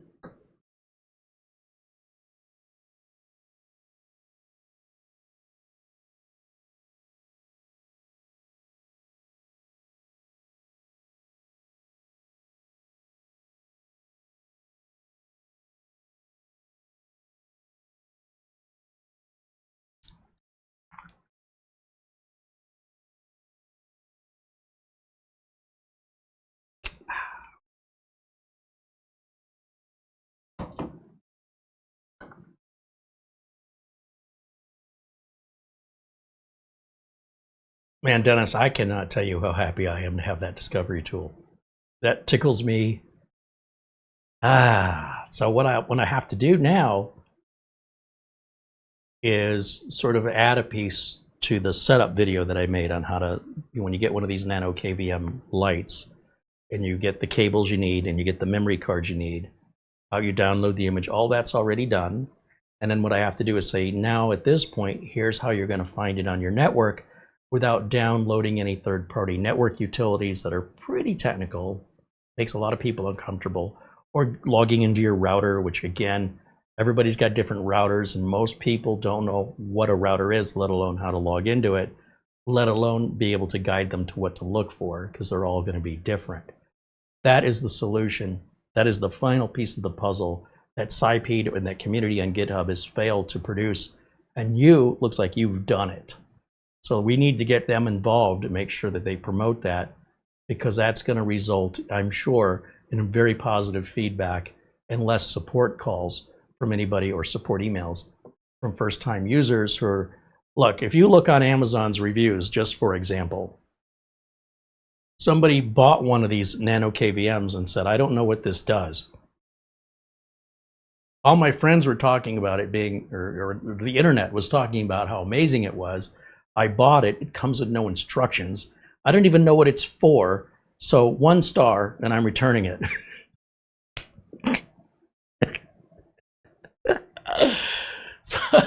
So they don't know what they bought. They don't know what it does. And it doesn't come with any instructions, which are all online, by the way. And I'm so pissed off, I'm going to leave a 1-star review and send it back for a full refund, so it cost me nothing. But I'm still leaving a 1-star review because I'm mad. I think the 1-star review needs to go to yourself, and who you're mad at is you. But I go look it up on Amazon. I'm not making this up. If we want people like that to be able to utilize this, first we need to explain to them what it is and what it does. Some examples of how it's used. And then if you want to put it together yourself and you don't know how, but you really want to, we can walk them through that, just like paint. You don't have to be an artist to paint a picture. There's kits you can buy that are paint by numbers.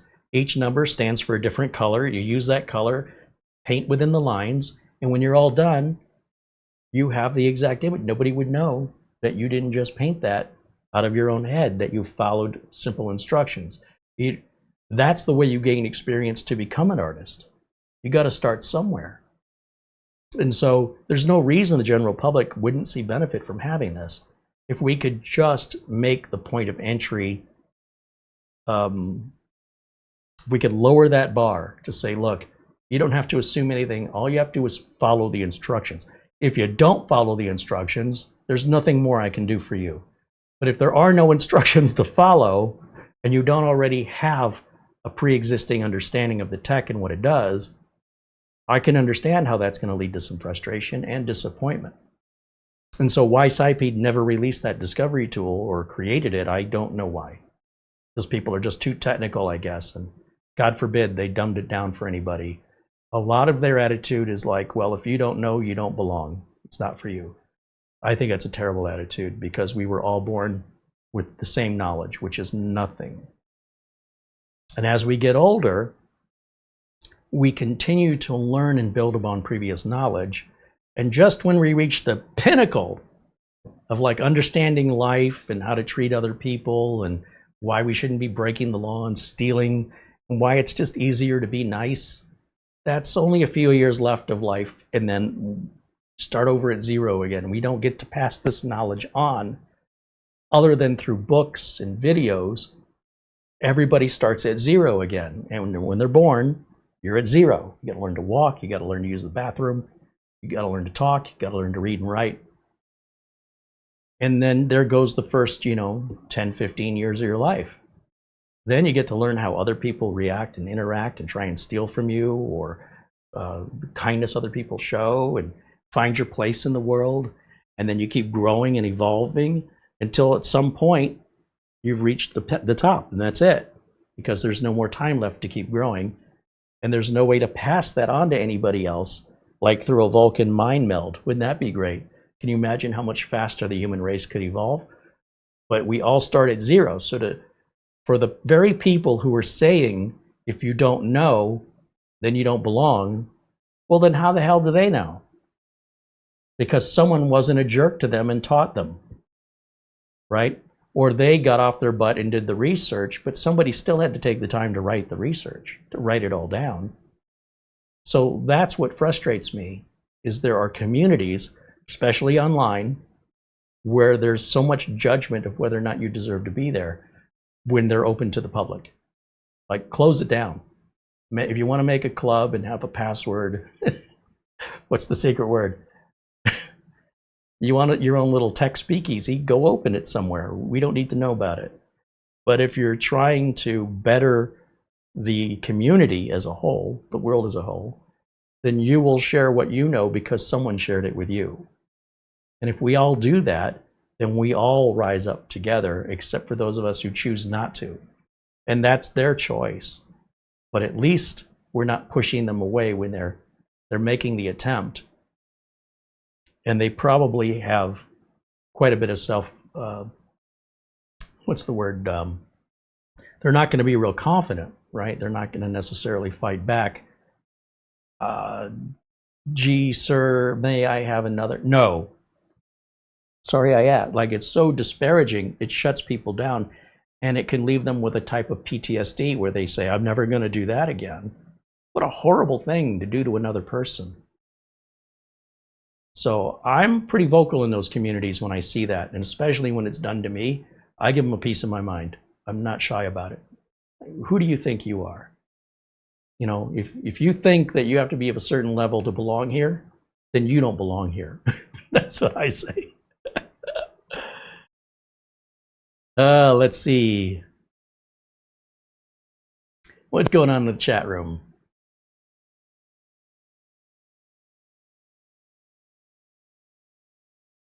Bajin Guy says, did you try connecting the USB cable to the new streamer screen? No, the cable is sitting right on top of it on this plastic bag, and that's why the screen is off. So the new cable, it's just like the old cable, except the two USB-C ends are not both straight. One is straight, and the other one has an angled connector on it. And we need that angled connector. And the secondary one is just extra for other, perhaps Thermaltake items you may upgrade to or already have. So the original cable it came with were both straight ends. And this one is the same straight end on one side and an angled end. It's the same cable with a different end on. I mean, they could have just sent an adapter. So it's just plugging it in is all we have to do. And then, of course, we have to route the cable in a way that it won't get in our way and cable manage it. But we're streaming off of this bad boy right now. This is the streamer. It's just not done as far as like the cable management and hooking up the screen and the screen software. That's all that's left. But that doesn't stop us from using it. Just like this, I haven't hooked up the the RGB cable power to it yet. That's why it's not blinking. And then it needs cable management too. And then there's about 20 others all waiting on something to finish the cable management. So I've got a bunch of side panels off to my side here that are just waiting until they can be put back on. Frankie wants to know how the new streamer's working out. It's amazing. It's our CPU usage used to be around 3 to 5% during a stream on a 7850X3D. We're now running the 9850X3D, and OBS says we're using 0.7%. So 0.75% of our CPU power is being used to process the video and upload it at 4K at around 32 kilobits per second. 32 meg upload. We have 0 drop frames, 0% drop frames. That means it's a perfect broadcast with a perfect internet connection with a processor that we're using less than 1% of its capability. It might be a little overkill, but yeah, that's what we're running on right now, is that little green guy right here. Yeah, that's why the LEDs are on the fans, because that's the fans for the radiator. Yeah, it's way overkill. I love it. But appreciate the question. Thanks, Frankie. Acordius mentions using 923 plus Synology for one of my customers for about 2 years with 0 issues. I will be deploying the new 925 plus at the end of the month. So if you have any questions about setting that up with incompatible drives, we've got our video, right, that shows you how to do that. But also feel free to email us. We're just, we learned it from somebody else. We learned it from GitHub. The problem is GitHub has tens of thousands of projects. And when it comes to Synology, there's more than a dozen different GitHub projects on Synology. So the trick was being able to locate and bookmark the right one so you don't have to go through all the research and pick through all the stuff to find the good stuff. So we've already done that filtering for you, and that is in the video notes. We always give credit to the people who created it. Never, ever implied I came up with any of this on my own. The problem is there's so many different solutions to solve this. There's more than one way to solve it. And all I was doing was going through various solutions, trying to find ones that I thought were at my level of keeping it simple and keeping it permanent. And I went through, I think, 4 or 5 different solutions, and they just fell short in many different ways, or they weren't real clear. And this is the only one I found that was really, really, really well done. And I didn't understand why it was so damn hard to find. Like, why didn't that one come up first in my search? So it's a great resource. If you find the right page, that's the trick. Same with the NanoKVM, right? I struggle to find the right image for that particular NanoKVM LITE because it's different than the regular NanoKVM non-LITE. And they also make a couple other, sipeed makes a couple other devices. And I'm like, well, which one is this? Which image applies? Once I'm able to identify the right set of documentation that I prefer, that's clear and functional and isn't convoluted, keep it simple, then that's when I make the video and I put in the video notes, here's the link where I learned it. So you guys, if you want to go to a deeper level that's not as simple as I keep it, some of you like complicated. I'm not saying it's wrong, it's just not what I do. I don't like complicated. I like to keep it simple. But here's where I got the information, and you can go down there and deep dive into the rabbit hole as deep as you want to go. I'm not holding anything back or withholding information from my audience, but I'm always going to default to the most basic, simple instructions as possible. And when you're dealing with user-created tools, some are better than others. In fact, I'd say most are junk in one way or another. They're just not professional. And then their attitude, if you say, hey, you could make this better, they're like, well, then don't use it. If you think it needs to be made better, it's not for you. That's such a common attitude. And I'm like, yeah, you're right. It isn't for me. And And then I'll eventually, that'll motivate me to do a little more digging and I'll find a better tool. So in a way, I should be thanking them for not improving their tool and encouraging me to keep looking, because otherwise I'd be suffering with their crappy tool that they think doesn't need to. We're not going to dumb this down. We're not going to keep it simple. Well, then it's not the right tool for me. You guys can keep using it, but I'm going to keep looking. And that's how, you know, we get things to the general public where we're not gatekeeping, making people, you know, answer a test question before they're allowed to have the information. How fast does a swallow? African or European? I don't know that. Brrr.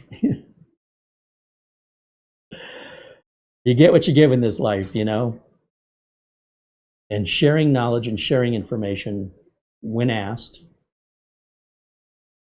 shouldn't be disparaging people from wanting to grow. I see too many people in my society, in the area that I live, that don't want to do anything. They don't want to work. They don't want to leave the house. They don't want to learn how to drive. They don't want to move out and be on their own. They want to continue living with mommy and daddy and having no responsibilities. And that's their choice. But I think, wow, you know, what a different generation. I couldn't wait to move out of my parents' house. I was happy to get a job at Jack in the Box and Little Caesars Pizza. I was happy. I was making my own money and I could do what I wanted. And I see far too many people that are happy just doing nothing and having nothing. And I can't. But if they're asking for a little help out to help themselves, I will always lend them a hand. But I'm not their butler. I'm not doing this for them. I will help them get started and point them in the right way. And I'm happy to assist, but I'm not doing the work for them. And then people are like, well, then don't bother. I'm like, yeah, you're right. I've got other things to do than answer to somebody who's not paying me, who is fully capable and just refuses to get up off their butt. They have a bad attitude. So I see so much of that in the world today that in the rare occasion that I run into people that do want to get off their butt, they do want to learn, the last thing I want to do is disparage them. That's the way I see it.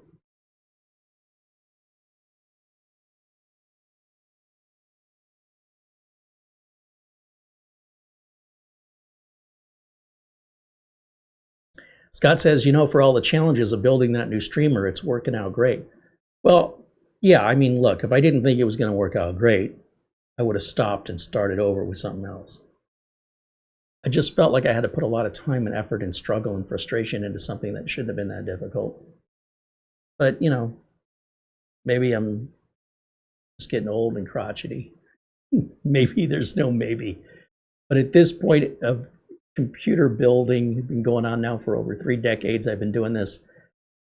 Don't you think we'd all agree on what the basics are? We would have passed this whole thing at least 2 decades ago. And some manufacturers just don't want to move on and they just keep spinning in circles. And so I'm angry that I got myself onto that merry-go-round with that manufacturer, and it won't happen again. When it's all said and done, it'll be fine. I won't want to work on it, but I shouldn't have to. And it's going to look great on the outside, and it's going to be a hot dog, you know. It'll look good, it'll taste good, but you don't want to see how it's made. I wasn't trying to build a hot dog, but that's what I got.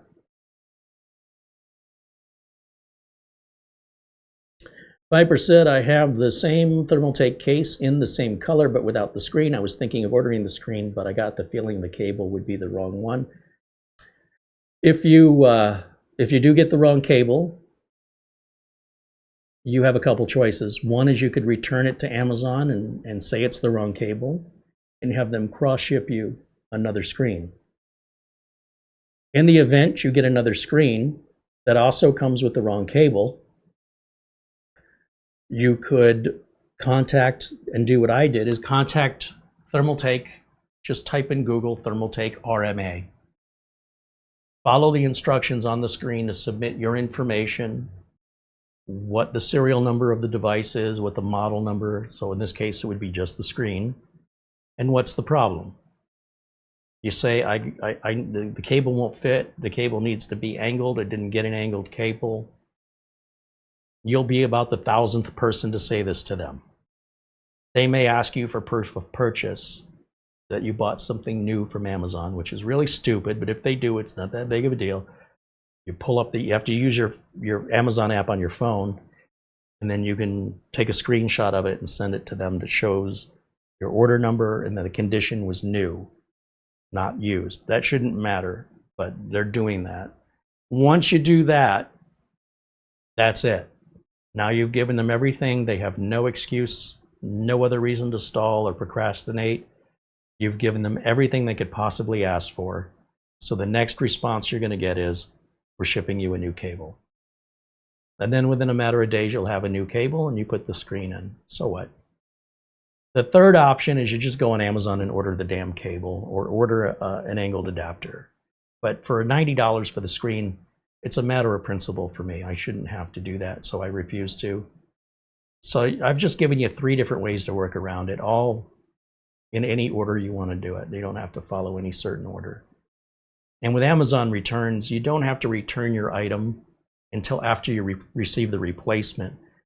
Because if you're like me, you're thinking, well, what if they just send me back the one I returned? Well, then wait until you get the replacement first, then return the original one. Amazon does these all the time. They usually give you 30 days to return it. And you don't even have to do the exchange. It's just that the exchange doesn't cost you anything. And if you don't return one of the 2 they sent you within 30 days, they're going to bill you for the other one. Or you could just go on Amazon, order another screen, pay for it, see if it comes with the right cable. And if it doesn't, return them both and ask for a refund. You have 30 days free returns from Amazon, no questions asked. So how badly do you want the screen? That's why this whole thing with Synology is not that big of a deal, because it's free and it's easy and it's permanent. Much like the cable, if you have to go through this whole dance to get the damn cable it should have come with, which, by the way, you might. It may be all of this anxiety you have is all in your imagination, and that when you order it, you get the right cable, and all of this discussion is completely pointless, unnecessary, and a waste of time. So you have to actually do something first. You're reacting to it before you've done anything, which is, you got it backwards. But if you're picturing, worst case scenario, and it's the cable, so what? So what? And if it disgusts you so much that you're just sick of it, just send it back for the refund. You get every penny back you spent. So what? And once you put the right cable on, it's a permanent fix. Once you put the patch on the Synology, it's a permanent fix. The difference is I'm not waiting for Synology to get back to me. I'm not waiting for an RMA number. I'm not waiting on the post office. I'm not going through all this rigmarole that I have to go through on that screen that I paid $90 for. I can get everything I need and feed myself, no waiting, and do it instantaneously on the Synology. But yet everybody's talking about the Synology like it stands alone, when in fact, there's all kinds of products on the market that are nowhere near that easy to work around their own issues. Thermaltake's got no excuse for this. They knew what they were selling. They know what's still in the market. They know people are going to contact them with this problem, and they don't have to ask for proof of purchase. This is the dumbest thing ever. But with the Synology fix, I don't go through any of that nonsense. That's why, given the offense level, Synology's way down here. Thermaltake's way up here, because it just adds all this delay and it makes me dependent on them getting back to me. When I sent that RMA request in, it took them 10 days to return my RMA. 10 days. Now, when I sent a tech support request in, I got an answer within 24 hours. And every time I responded within the same day, I got a response. And when they said this is not a technical support issue, this is an RMA issue, you'll need to open a ticket with RMA. Is it okay if I close this ticket? And I said, yeah, that's fine. So all those times, all the times and back and forth waiting for a response was all adding to the length of time of getting the right cable. So then when I open the ticket with RMA, I'm expecting a response within at least the next business day. Nothing. day after day, business day after business day, nothing. After a week, including a weekend, finally I got an answer. And the answer was not acceptable. The answer should have been, we apologize, we're getting a cable out to you right away. Instead, open the Amazon app and prove to us that you bought it new and that you didn't buy it used. I've never had a company do that. Now, getting a non-compatible drive to work with Synology, click, copy, paste, click. Which one's worse? And I'm sure I can name off bunches of others of examples, from driver issues, support issues, and RMA issues with all different kinds of companies. When TerraMaster sent us a NAS that didn't work, their answer was throw it in the trash. Well, where do I send it for repair? You don't. What do you mean I don't? It'd have to go back to China. It'll cost more than it's worth. We're just going to send you another one. When I got a different TerraMaster NAS, one of the drive rails, when we unboxed it, was just not in the box. Okay, I mean, I could use screws, but why is the drive rail missing on a brand new NAS? So guess what I did? I went to the broken NAS that I didn't throw away because I said, you know, I might be able to use this for parts. And I stole the drive rail out of it. Didn't match color, but never had that issue with Synology. This is not a perfect world. It's messy, it's chaotic. And it's frustrating when things don't have to be, but companies choose to go that path, likely for some bureaucratic reason. Somebody in charge with all the money making the decisions has no clue, because they don't eat their own dog food, is the expression. When Gordon Ramsay is teaching somebody how to cook, he's asking them, before you serve this to me, have you tasted it? Have you been tasting it while you're cooking it? Or are you just adding ingredients, looking to a level of wellness, dumping it on a plate and handing it to me, and I'm supposed to be your guinea pig? Like, that offends him. You're supposed to be a professional, and if you were, you would follow these standard procedures that any reputable, respectable professional would follow. So when we see these corporations that are supposed to be professional doing things in a very non-professional way, it doesn't meet expectations. Now, if I'm buying this off a guy on Facebook who just modded and made something at home, one of a kind, my expectations they're adjusted accordingly.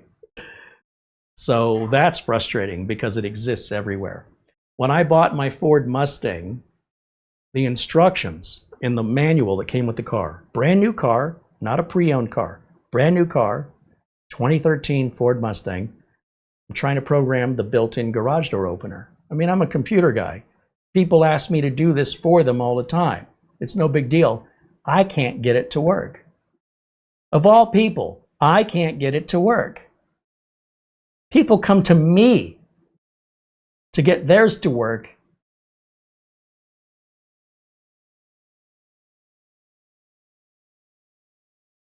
I found out what was wrong. The instructions that were included in this book, a bound book, the owner's manual that comes with the car that explains all the features of the car, included the wrong information. And once I found out, by the way, going to Reddit and other people sharing their experience and explaining it, I didn't figure this all out on my own, but I got off my butt and did the research, found out I'm not the only one who has the problem. And there are two garage door opener systems here in America that are primarily used by the auto manufacturers. One's called HomeLink, that's probably the popular one, and one's called Car2U. Now, much like Coke and Pepsi, they're very similar. The diagrams of the buttons, because they don't show pictures in the manual, they show diagrams, are identical. Nowhere on it does it say Car2U. Nowhere on it does it say HomeLink. So I figured it out. Followed the Car2U instructions, and they printed the HomeLink instructions, So I called Ford customer service and I got a person and I said to the person, do you have access to the owner's manual of a 2013 Ford Mustang? I just paid $35,000 for this brand new car. It's in its near 50th year of production.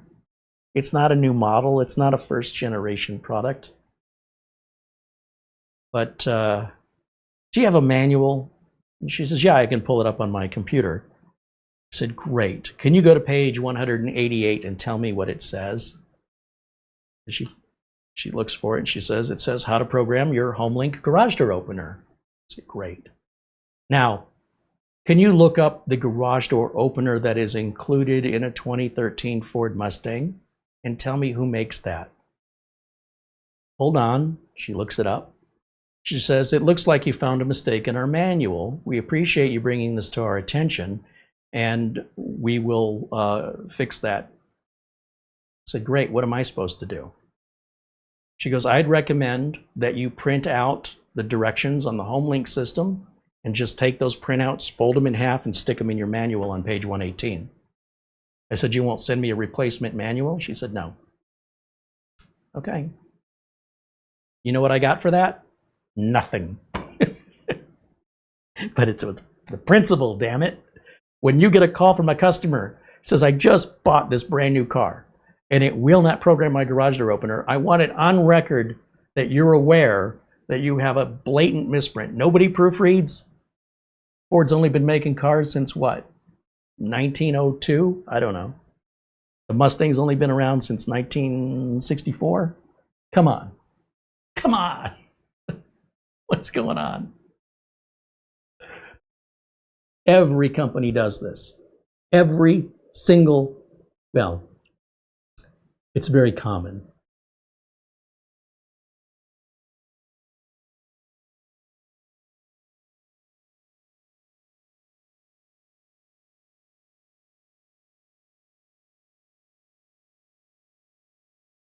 I'll tell you what it's nice though, is when you work with a company that, you know, if they do have issues, I don't know what they are. When I had this Milwaukee driver, you know my electric driver I use? The clutch stopped working and it was making a weird grinding sound. This driver has a 5-year warranty. And I think it was probably 2 or 3 years old at the time. And I typed in Milwaukee Tools RMA, took me right to the site. And I want to send an RMA in, a merchandise return authorization. Return merchandise authorization, RMA. And I explained that the motor was making noise, and I'm just filling out the form, my name, my address, serial number, a copy of the receipt. Didn't have to prove if it was new or used. No one's ever done that to me before, but Thermaltake made that up. I don't know where they got that from. And I didn't have to talk to anybody. Once I filled in the form, Milwaukee said, no problem. Like this was like the automated response. Take any bits you've got off of the driver, take the battery out of the driver. Put this in a box and mail it at this address with this RMA number, and include the RMA number in the box just in case, so we know when we get it who it belongs to. You need to pay for the shipping on that. But once we get your RMA, we'll let you know we received it. And if we verify you haven't damaged it or modded it in some way, and that it is in fact a warranty issue, we will send you a brand new hilt for which you can put your battery back in, and we'll cover the shipping. But if we find out you broke it, we're going to send you an estimate for the repair cost. Do you agree to that? I said, yeah, because I mean, it's still cheaper than buying a new one. Worst case scenario. And I didn't do anything to it, but even if they said I did, so I go to the post office, it cost me like $12. I mail it with tracking. They verify they received it. I get a brand new, not fixed, not refurbished, a brand new hilt. Take it out of the box. I put my battery in it. I put my bid on it. I'm back in business. Easy peasy. That's the way it should be done. So when the screwdriver at Studio A acted up, I went through the same process. It was exactly the same. no problems. And even though they have the disclaimer, look, if we find out you abused this and that's why it broke, we're going to send you an estimate for the repair. Okay. And never once did they accuse me of breaking it. They simply sent me a brand new one. I never had to speak to anybody. It was all done through the web, and the responses were quick. I didn't have to wait a week, thermal take, to get a response. It was instantaneous and automated. So there are companies out there that do it right. Unfortunately, it's not every company, and it's a little too common these days where companies are cutting corners with staffing and anything they can do to save a buck, which means service just isn't what it used to be unless you're buying really expensive things, in which case, you know, there's a lot more profit in it for them. They don't want to lose you as a customer. When there's very little profit in each individual item, customers are kind of meaningless. They come and they go, who cares? We're making so little money off of you that if you have a problem, we really don't want to deal with it, but we will because we're legally obligated to, and we will do the bare minimum because you're shopping around paying for the bare minimum. We're going to give you the, like, there's almost a resentful nature in it. On the other hand, if you want to talk to us about buying something expensive, you know, it's a completely different treatment because you're worth more to them. So that's why I think we're seeing more and more of this behavior. So while I do like the TerraMaster NASs, the idea that you can't send it in for repair and they just have to send you a new one, do I want to do that to a business? Do I want to put a NAS in place that might be great, by the way, but for one reason or another, the unit fails? Customer needs to be up and running immediately. They've got a business to run.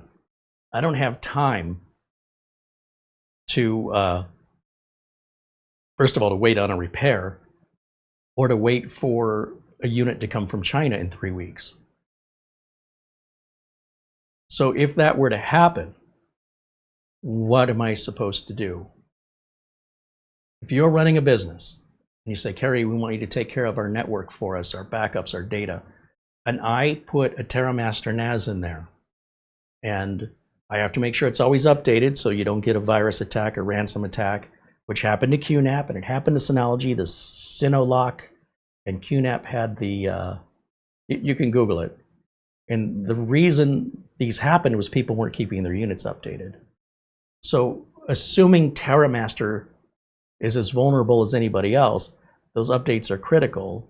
It's important for me to make sure they're always running the latest version of TerraMaster. But what if the latest version of the TerraMaster software doesn't get ahead of the virus and now their whole data set's been encrypted with ransomware? Or what if the unit fails and it's not repairable because there's no local repair shop in the United States there's not one in the US? Then you have no choice but to replace it. So if you have to replace it, what do you think I'm looking for on a replacement? What can I get here the fastest? Can I get a QNAP, a Synology? What can Amazon deliver to me next day? What are the odds that's going to be a TerraMaster? Probably not. In fact, let's emulate that scenario right now. You have a TerraMaster rack-mounted NAS. It's died. It's not the power supply. It's not simple. An RMA is going to take, if it's even possible, 3 to 6 weeks. You shut your business down for the next 3 to 6 weeks? So I'm going to go to Amazon and I'm going to find you I'm going to find you a replacement is what I'm going to do. So if we go over here and we emulate this scenario that I am paid to do, I am paid to provide solutions to this very problem. One way we prevent it is we tell the customer, order 2 of these NASs. It's going to cost twice as much. We don't have to put drives in the second one. We just keep it as a spare tire. Hopefully we never use it. So if this scenario does happen, same with your network switch, same with your router, we can either react to it and find a replacement and see what the cost and shipping time are, and in the meantime you're down, or we can order 2 right now, 1 we use and 1 we put away, and hope we never have to use it. Best case scenario, you never need it. Cheap insurance. And they say, I'd love to, but I can't afford it. Let's just get us up and running. We'll deal with that another day. So I say, okay, but you understand these are the risks. They say, okay, and then we never talk about it again, and they never get it. They never get the spare, even later, until it happens. Then when we react to it and we're finding a replacement, and I say, do you want to order two? They always say yes. All right, so let's pretend we're in that first scenario. The unit, let's just pretend it doesn't have to be TerraMaster, but in this case, let's say it's TerraMaster. There's no US repair facility. There's no US RMA facility. And it's one of the cheapest NASs on the market that you can buy. One kind of goes hand in hand with the other. Don't be surprised. Doesn't mean it's a bad NAS, and it doesn't mean you shouldn't buy it. What it means is you should assert the proper expectation to what you're purchasing. One's Monday, right? You see here Monday? That's too long. Let's keep looking. We're not even looking at price anymore. Now it's how much money are we losing by not having this in place right now. So we keep looking down through these rack-mounted NAS. Monday. So we can go up here and say, show me something that's available tomorrow. I can get this QNAP tomorrow, and it's twice the size we need, but we can have it in place, and it's an upgrade from what they have because it's got 10 gigabit and 2.5 gig Ethernet ports. None of my customers have any of that. It's got 8 bays instead of 4. None of my customers need that, but we can have it tomorrow. We can have your business back up and running tomorrow. What else can we get tomorrow?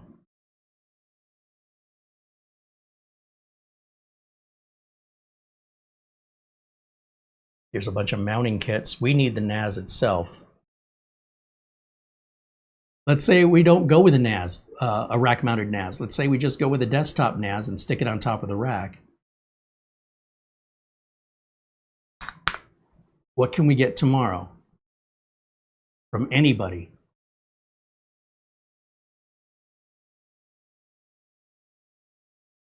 There's a 2-bay NAS, but all my customers have 4 bays, so it's got to at least be 4. We can get it tomorrow. We can get the Synology tomorrow. And granted, that's a few years old, but this is the difference between reacting and being proactive, and how much is it going to cost you in lost revenue while you're getting this sorted. It looks like we can even get a 6-bay TerraMaster desktop NAS. So we could replace it with another TerraMaster, and we could even replace it as a desktop NAS temporarily, and then get the other one repaired under RMA. And if it takes 6 weeks, we just run off of this for 6 weeks. And when it's done, this becomes the spare. Then it'll go in the closet. We could go much cheaper. This is not a NAS. This is an external hard drive enclosure meant to be plugged into USB, so that's not going to work. So look at the price. Why is it so cheap? Because it's not a network. It looks like a NAS, but it's not a NAS. It's a hard drive enclosure. So this is a, I don't even know what this is. YXK? Who's that?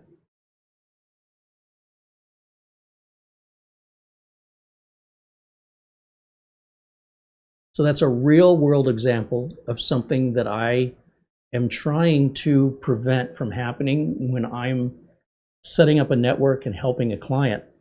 We're looking for a simple solution, nothing too complex, nothing that only I can do. Like if anything happens to me or the company doesn't want to work with me, literally anyone with basic networking knowledge can redo or fix anything I put in. And whenever these problems occur, it's always unexpected. Nobody ever sees it coming. So I don't know what's going to come or when, but I know something is going to come. It could be the building catches fire. A car careens off the road and into the building and smashes into the server room and everything is destroyed. The fire sprinklers go off and just drench the entire building in water, and all the electronics are completely ruined. Burglars smash the window overnight and steal everything. An employee is pissed off at you and they decide on their way out they're going to erase everything on the server just as a middle finger to management. I mean, I could go on and on and on with sabotage and robberies and acts of nature and just part failure and brownouts and storms, hurricanes and tornadoes and earthquakes. Oh my. So what's our solution for that? One is we always maintain a backup of the data, because we can replace the equipment even if it takes 6 weeks. It wouldn't, but even if it did, we never want to have to send like drives that were in a fire to $300 data recovery and spend upwards of $2,000. $300 per drive on a 4-drive NAS is $1,200. And if those drives are bigger than 2 terabytes, which they all are, that's another $100, maybe another $200, depending on the capacity of each drive. Times 4, it's not uncommon to hit around $2,000, which is still a bargain in the world of data recovery, assuming they're even able to get anything back, which isn't guaranteed. So that's going to be a 2-week process if it's perfect. If we have a backup and we keep the backup somewhere else outside of the building, whether it's cloud-based or whether it's old school, copy the data and take it home every once in a while, once a week, once a month, then we're limiting our data loss to how frequently we're taking that data home or getting it out of the building. For that scenario, the employee clicks on the wrong link in an email or a PDF file, and now the whole thing is ransomwared. And now the hackers say they want you to pay a ransom of $5,000 to get your data back. And just because you pay the $5,000 doesn't mean they're ever really going to provide you with a key. They're not. What are they going to do if they don't? What are you going to do if they don't provide you the key? You've given them the $5,000, they cash the check, and they are, bye.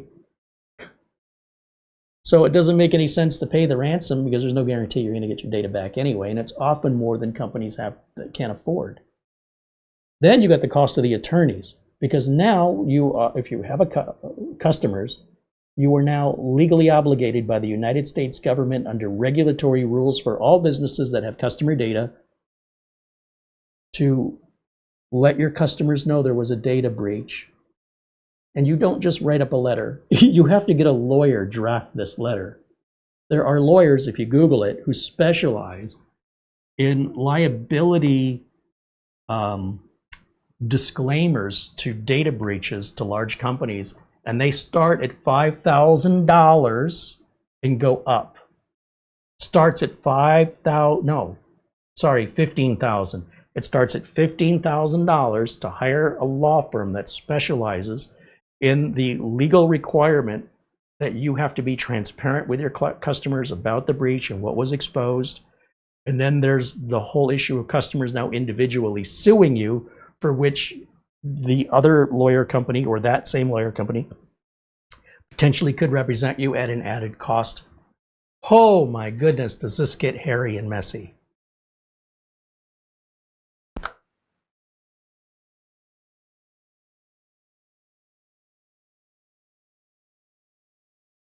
And do you know how I know all this?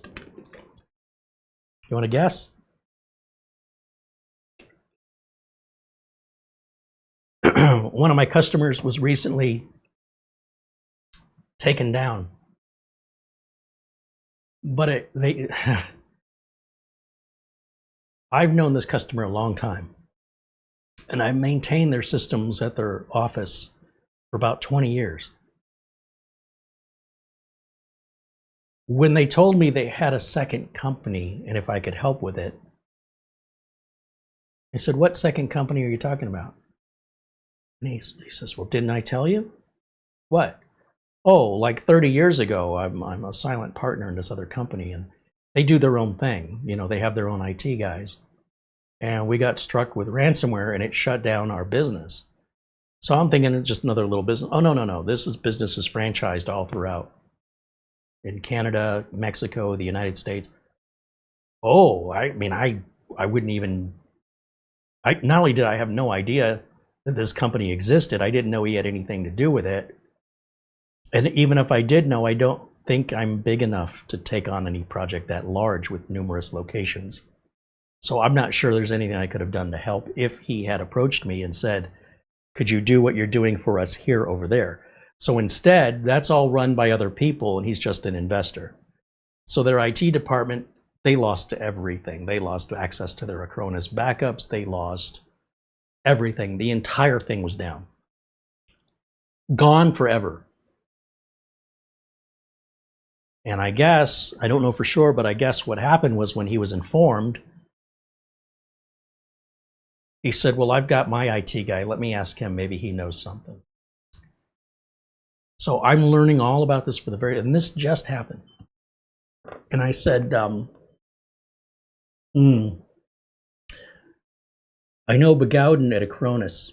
And if you guys had an Acronis image, Acronis should be able to get that back for you. In fact, Acronis images should be ransomware proof, like they cannot be modified. So if it was just deleted, I don't know. I don't know what deal you guys have with Acronis, but let me give you Begowden's name and phone number. And then I called Begowden and I said, are you okay? Sorry about that. We just had a little hiccup on our internet there. But I said to Begowden, would you be okay to just talk to the customer directly? There's no reason for me to be involved. I'm just in the way. I said, let me give you the customer's name and number. And he said, have the customer create a support ticket with Acronis online. Then have him email me with the support ticket number and I can help him from that point forward. But he's got to make the support ticket first. Long story short, they got their Acronis image back. They did lose some data since they're back up, but they're back up and running and never paid the ransom. And I thought, should I offer my services now that this has happened? It's not that the IT department was incapable. They didn't know. Now they know exactly what they did wrong, and they know exactly what they need to do to fix that from ever happening again. So I don't need to offer my services. It's too late now, and they've learned. But I would have prevented this to begin with. I would have been more proactive. Now they're more proactive. They don't need somebody else to do the job. They've learned the hard way how to do the job. It should have been done from the day one. And I'm sure that'll never happen again. And shout out to Acronis and shout out to Begowden. And I'm very happy that I was able to at least lend a hand, even though it's just me making a connection. That's all they really needed to get them through because they were stuck. They had no place else to go. So sometimes that's all it is, right? Just connecting people. Say, okay, that's when I say when we talk about helping people, it's not that I did it for them. They had to be able to be willing to do the work. But I can tell you where to go to get the work, and I can tell you that you do what they tell you to do, you're going to be probably just fine.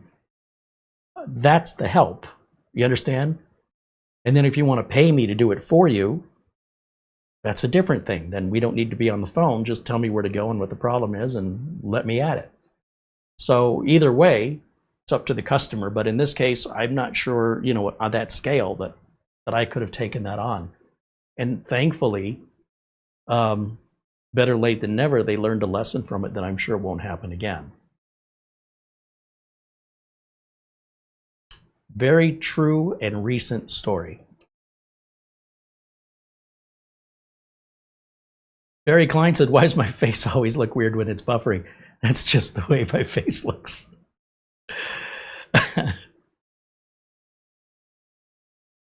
Now you can imagine the emotional and mental state of the customer when they're making that call to me. They are freaking out. Their whole business is down with no path to get back up again. Their employees in all their locations cannot work. The entire network is down. Everything's gone.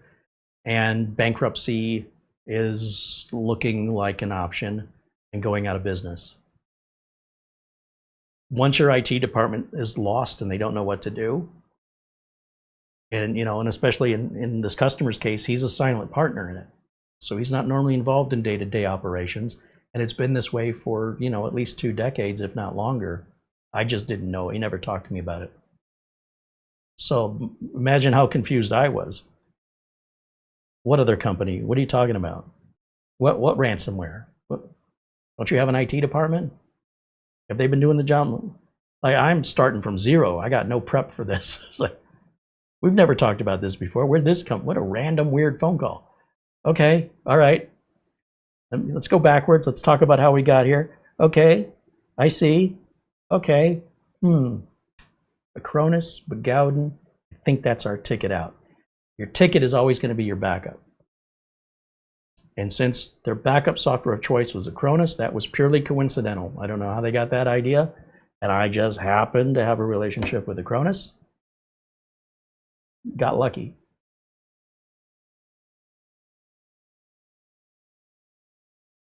So when a customer says, we want you to take care of our company, what I'm thinking through my head is, what do we have here that's overly complicated and unnecessary?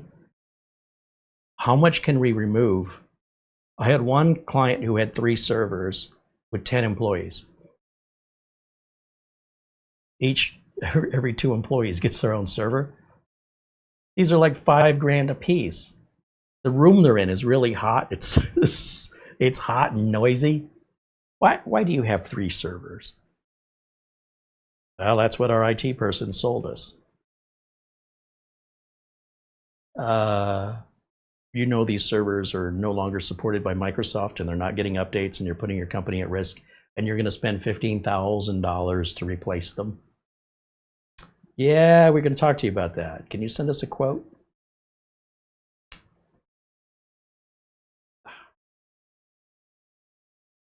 It's $15,000.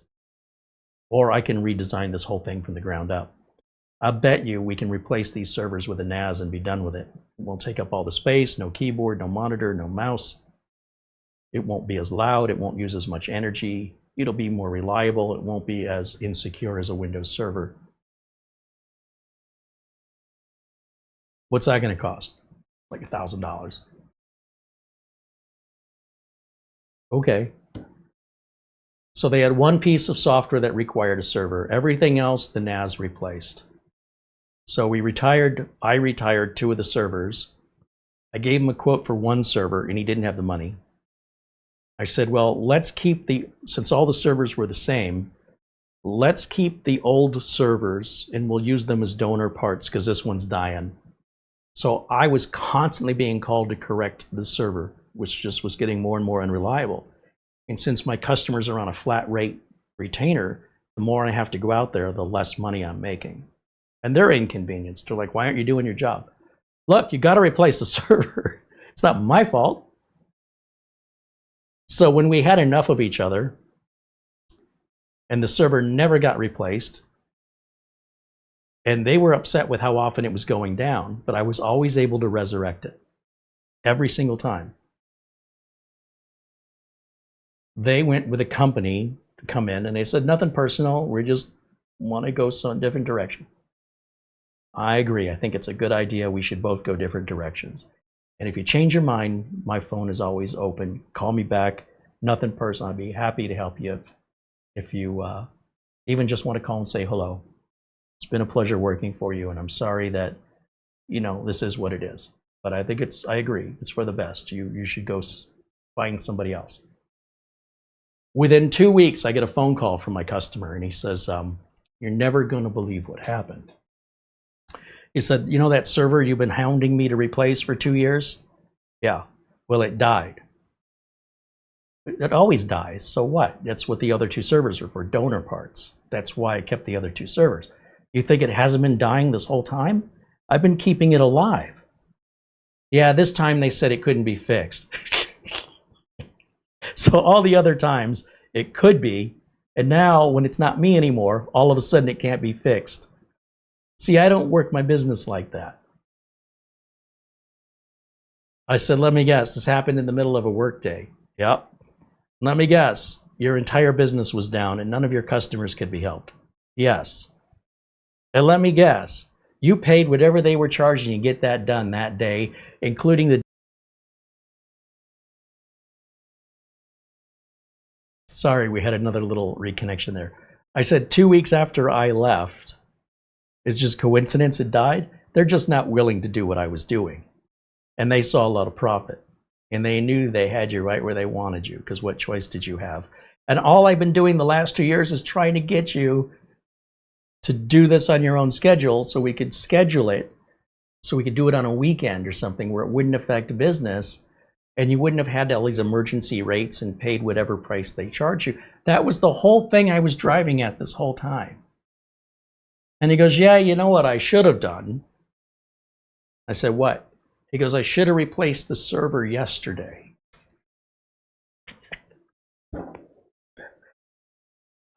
I said, this is a joke, right? You're not, he sounded serious. You seriously, like I laughed. I said, wait a minute, because he wasn't laughing. That was a joke?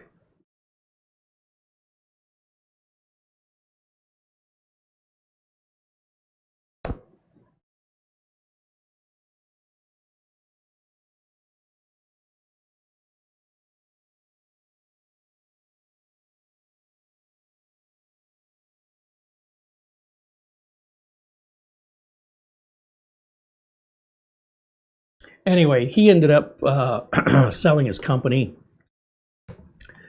and they didn't want any of the computers or servers. They had all their own. So all that money and time and effort, that all went into the cost of replacing that server. It was in place, I don't think, 6 months. So if they would have just carried on for 6 more months, if they'd have just kept me on for 6 more, they would have saved so much money. But, you know, it's their business. And they ended up selling the business anyway. And I'm sure they made a lot more selling the business than they ever paid out for the cost of a server to a big company that charged them emergency rates. And that they voluntarily did that to themselves. And I warned them, and it's exactly what I said would happen. I couldn't tell you when it was going to happen, but I knew it was going to happen, and I didn't know how bad it was going to be. It was about as bad as it damn near could be. And it was all preventable. They were made aware for 2 years. 2 years. So I can only do so much. And, you know, I don't have all the answers, but I definitely have a backup plan just in case we have contingencies for these situations. And they cost a little bit of money. But if you wait until they happen and then you react to them, they cost a lot more. Plus the emotional stress, not only to you and your staff, but your customers. You can really lose trust with your customers when that happens. So I don't take any of this lightly. There's a lot at stake if I fail to do my job and I'm left being held accountable for those losses. That's enough to put me out of business.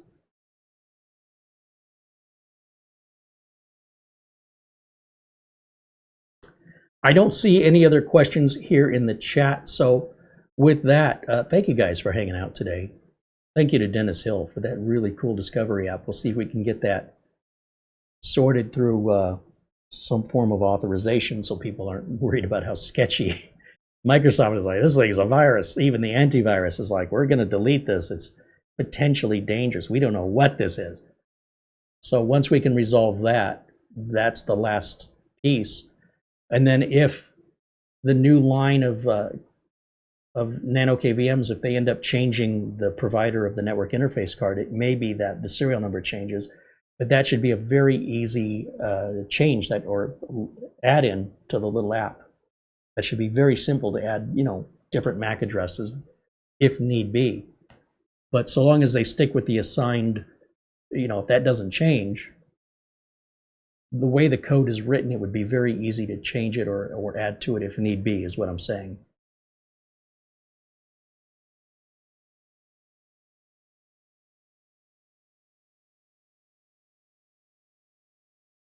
Thanks to Mara, of course, for all the work she does in the background with our video thumbnails and descriptions, especially like a last-minute video like this that she put together very quickly without any notice.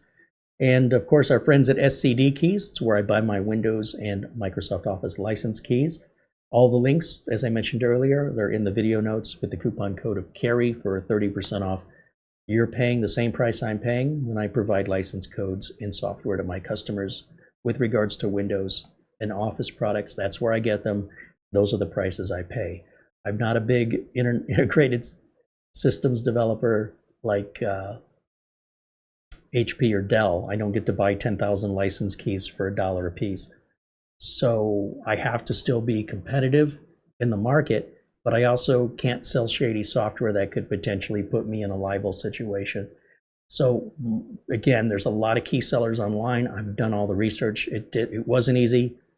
And when I found SCD keys and I found their, 6 months of support, they're the real deal, the real license keys for a fraction of what Microsoft wants. Why would I go anywhere else? And for them to be able to offer that to you guys at a discount, which is already discounted, but there's a discount of an additional 30%, and it's guaranteed it's going to work. So I don't know where else you're going to get that kind of a guarantee. And even myself as a content creator, stand behind it, where you could reach out to me personally with any issues. And I don't know any other content creator on YouTube that promotes somebody else's merch to that level where we'll take it on, because it never happens. It's so rare. We want you to be able to purchase with confidence. So I wouldn't tell you something different than I tell my paying customers. I wouldn't tell a paying customer to go to some shady website and buy some shady product key. And if I wouldn't say it to a customer, I sure as hell ain't gonna say it to my viewers. And if I recommend it, then I'm a little bit held accountable in that. That's how I feel, because if I wasn't willing to accept responsibility, I shouldn't have recommended anything.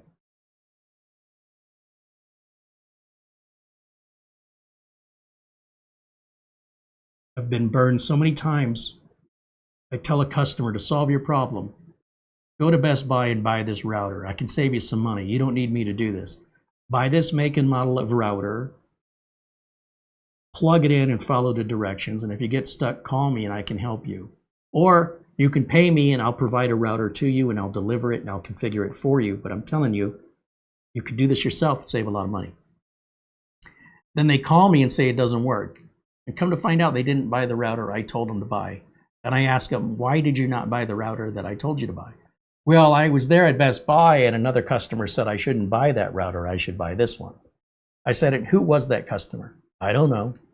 Well, why don't you call them and ask them how to hook it up? Well, I don't know who they were. Well, that's why you shouldn't have taken their advice. So before I can help you, what I need you to do is put that router back in the box, return it to Best Buy, and buy the one I told you to buy. And if you still have any further questions, then call me back. I see Mara. No. Oh, I have email to check.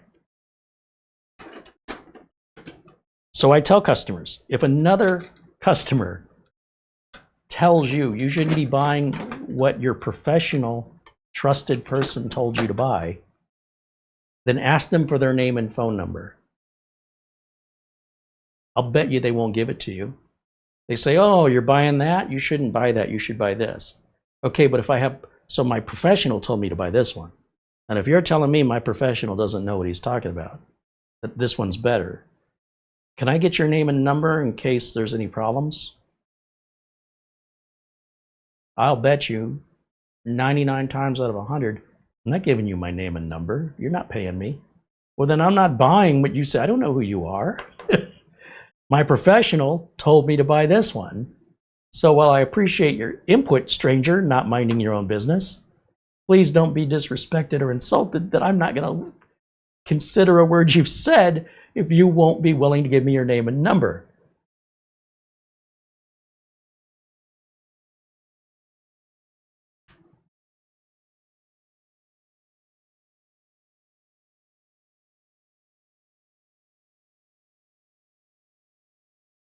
Emails. John Burt with a $10 PayPal. Thank you for introducing me to Dennis's NanoKVM LITE network discovery tool. Well, I would typically just look at the router having a nifty little tool, meaning he would look at the connected devices to the router to identify what the IP address is. So obviously he's more technical than the average bear.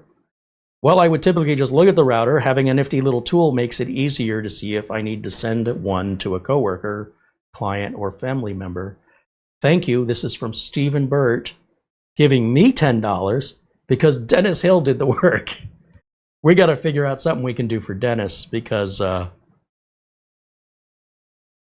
that's a very nice contribution that Dennis created this tool, and it's very nice for Stephen to acknowledge that to Dennis.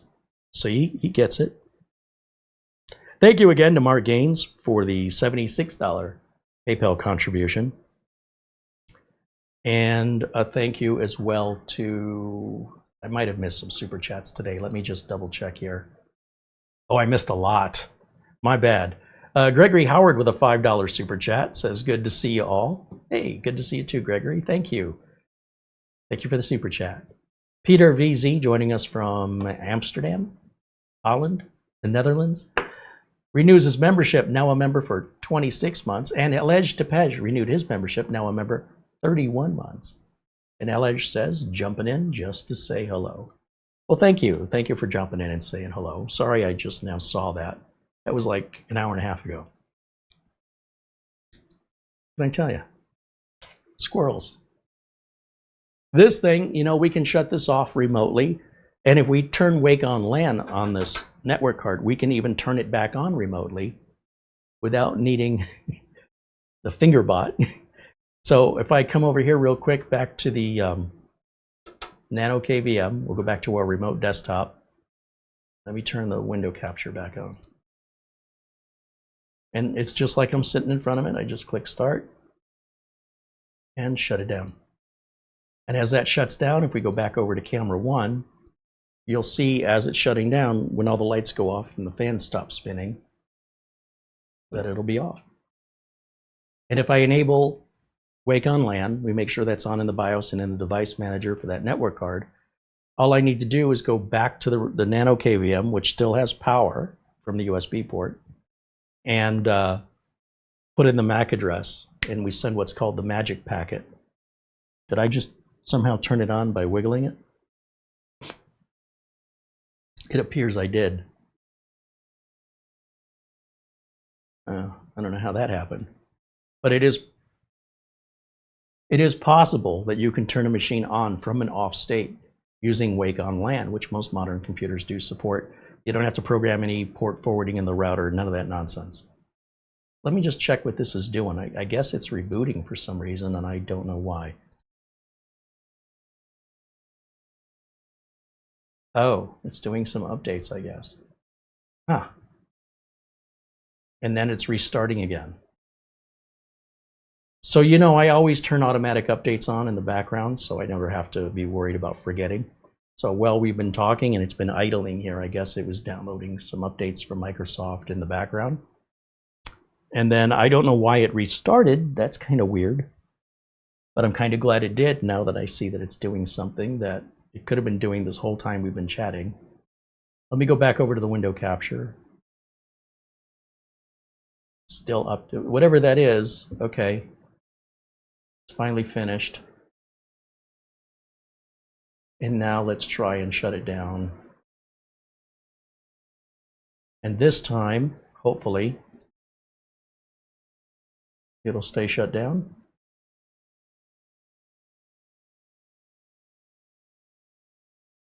It's weird the fans aren't lit up, but they're still spinning.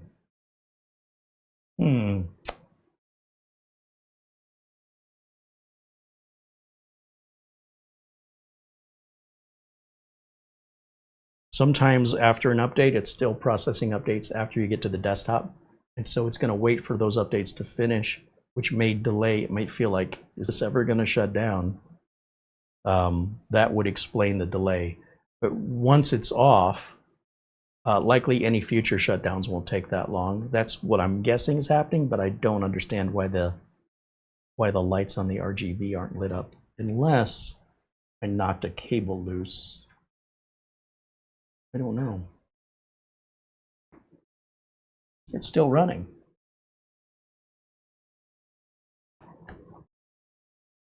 It is powering off, right?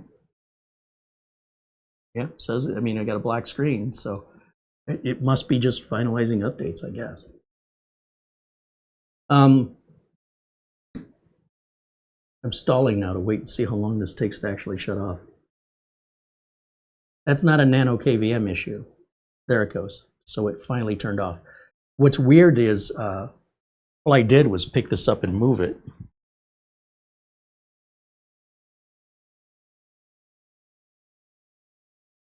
I don't think I can make that happen again if I tried. I'm still just playing around with the cables thinking, how did that even happen? And of course, if I turn it back on, because I'm still logged into the NanoKVM, if I turn this back on, just so we're clear, and we go back to that window capture, you'll see it's still a blank screen, but as the machine goes through the power on self-test, you'll see that the company logo appears and it goes through the boot process as though this were the monitor, even though we're just in a tab. Now, look how fast that booted. Come on now. All right, one more time, let's shut it down. Should shut down much faster now.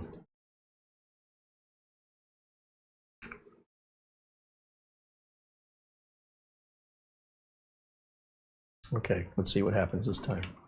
See, now my RGB lit up that time. The problem with me shutting it down so fast is I haven't given time for everything in startup to load. Most people wouldn't just start their computer and then immediately shut it down. This would normally shut down much faster under normal circuit. What I just did is not normal. So now it's confused. It was loading things in startup. It hadn't finished loading everything yet. You could tell because my system tray icon wasn't populated, like with the AMD logo and stuff. And then it says, okay, stop, stop, stop. Let me just shut everything back down. And then it'll power the machine off. And then that's the reason why it takes longer. Okay, that's going to wrap it up for me for today. As I mentioned, we have the Arico MetaBox HS500 Pro, which is still in a beta state, but as a potential, competitor to Synology, as well as Synology themselves with the 1825. But because there's so much to that, we're going to dedicate Friday's show to that. We've got the Synology NVMe drives, the Synology 10 gig upgrade card, and some Synology branded hard drives, just little 4 terabyte ones. And we're going to go through that in the way that Synology prefers, using their stuff. Next, maybe on Sunday even, we're going to do the migration from the 1525 to the 1825 using unsupported drives to show you how simple and quick that is. And you don't need to open terminal, you don't have to enter all these commands. That's all unnecessary. So with that, that'll wrap it up for me for today. That's going to wrap it up. Thank you so much for watching. Thank you all for being members. We will see you all again tomorrow. I think tomorrow we're going to do the Arico. That's what we're going to do. So I hope you'll join me. 1 o'clock, it'll be the usual start time, and I hope you'll join me then. Until next time, bye for now.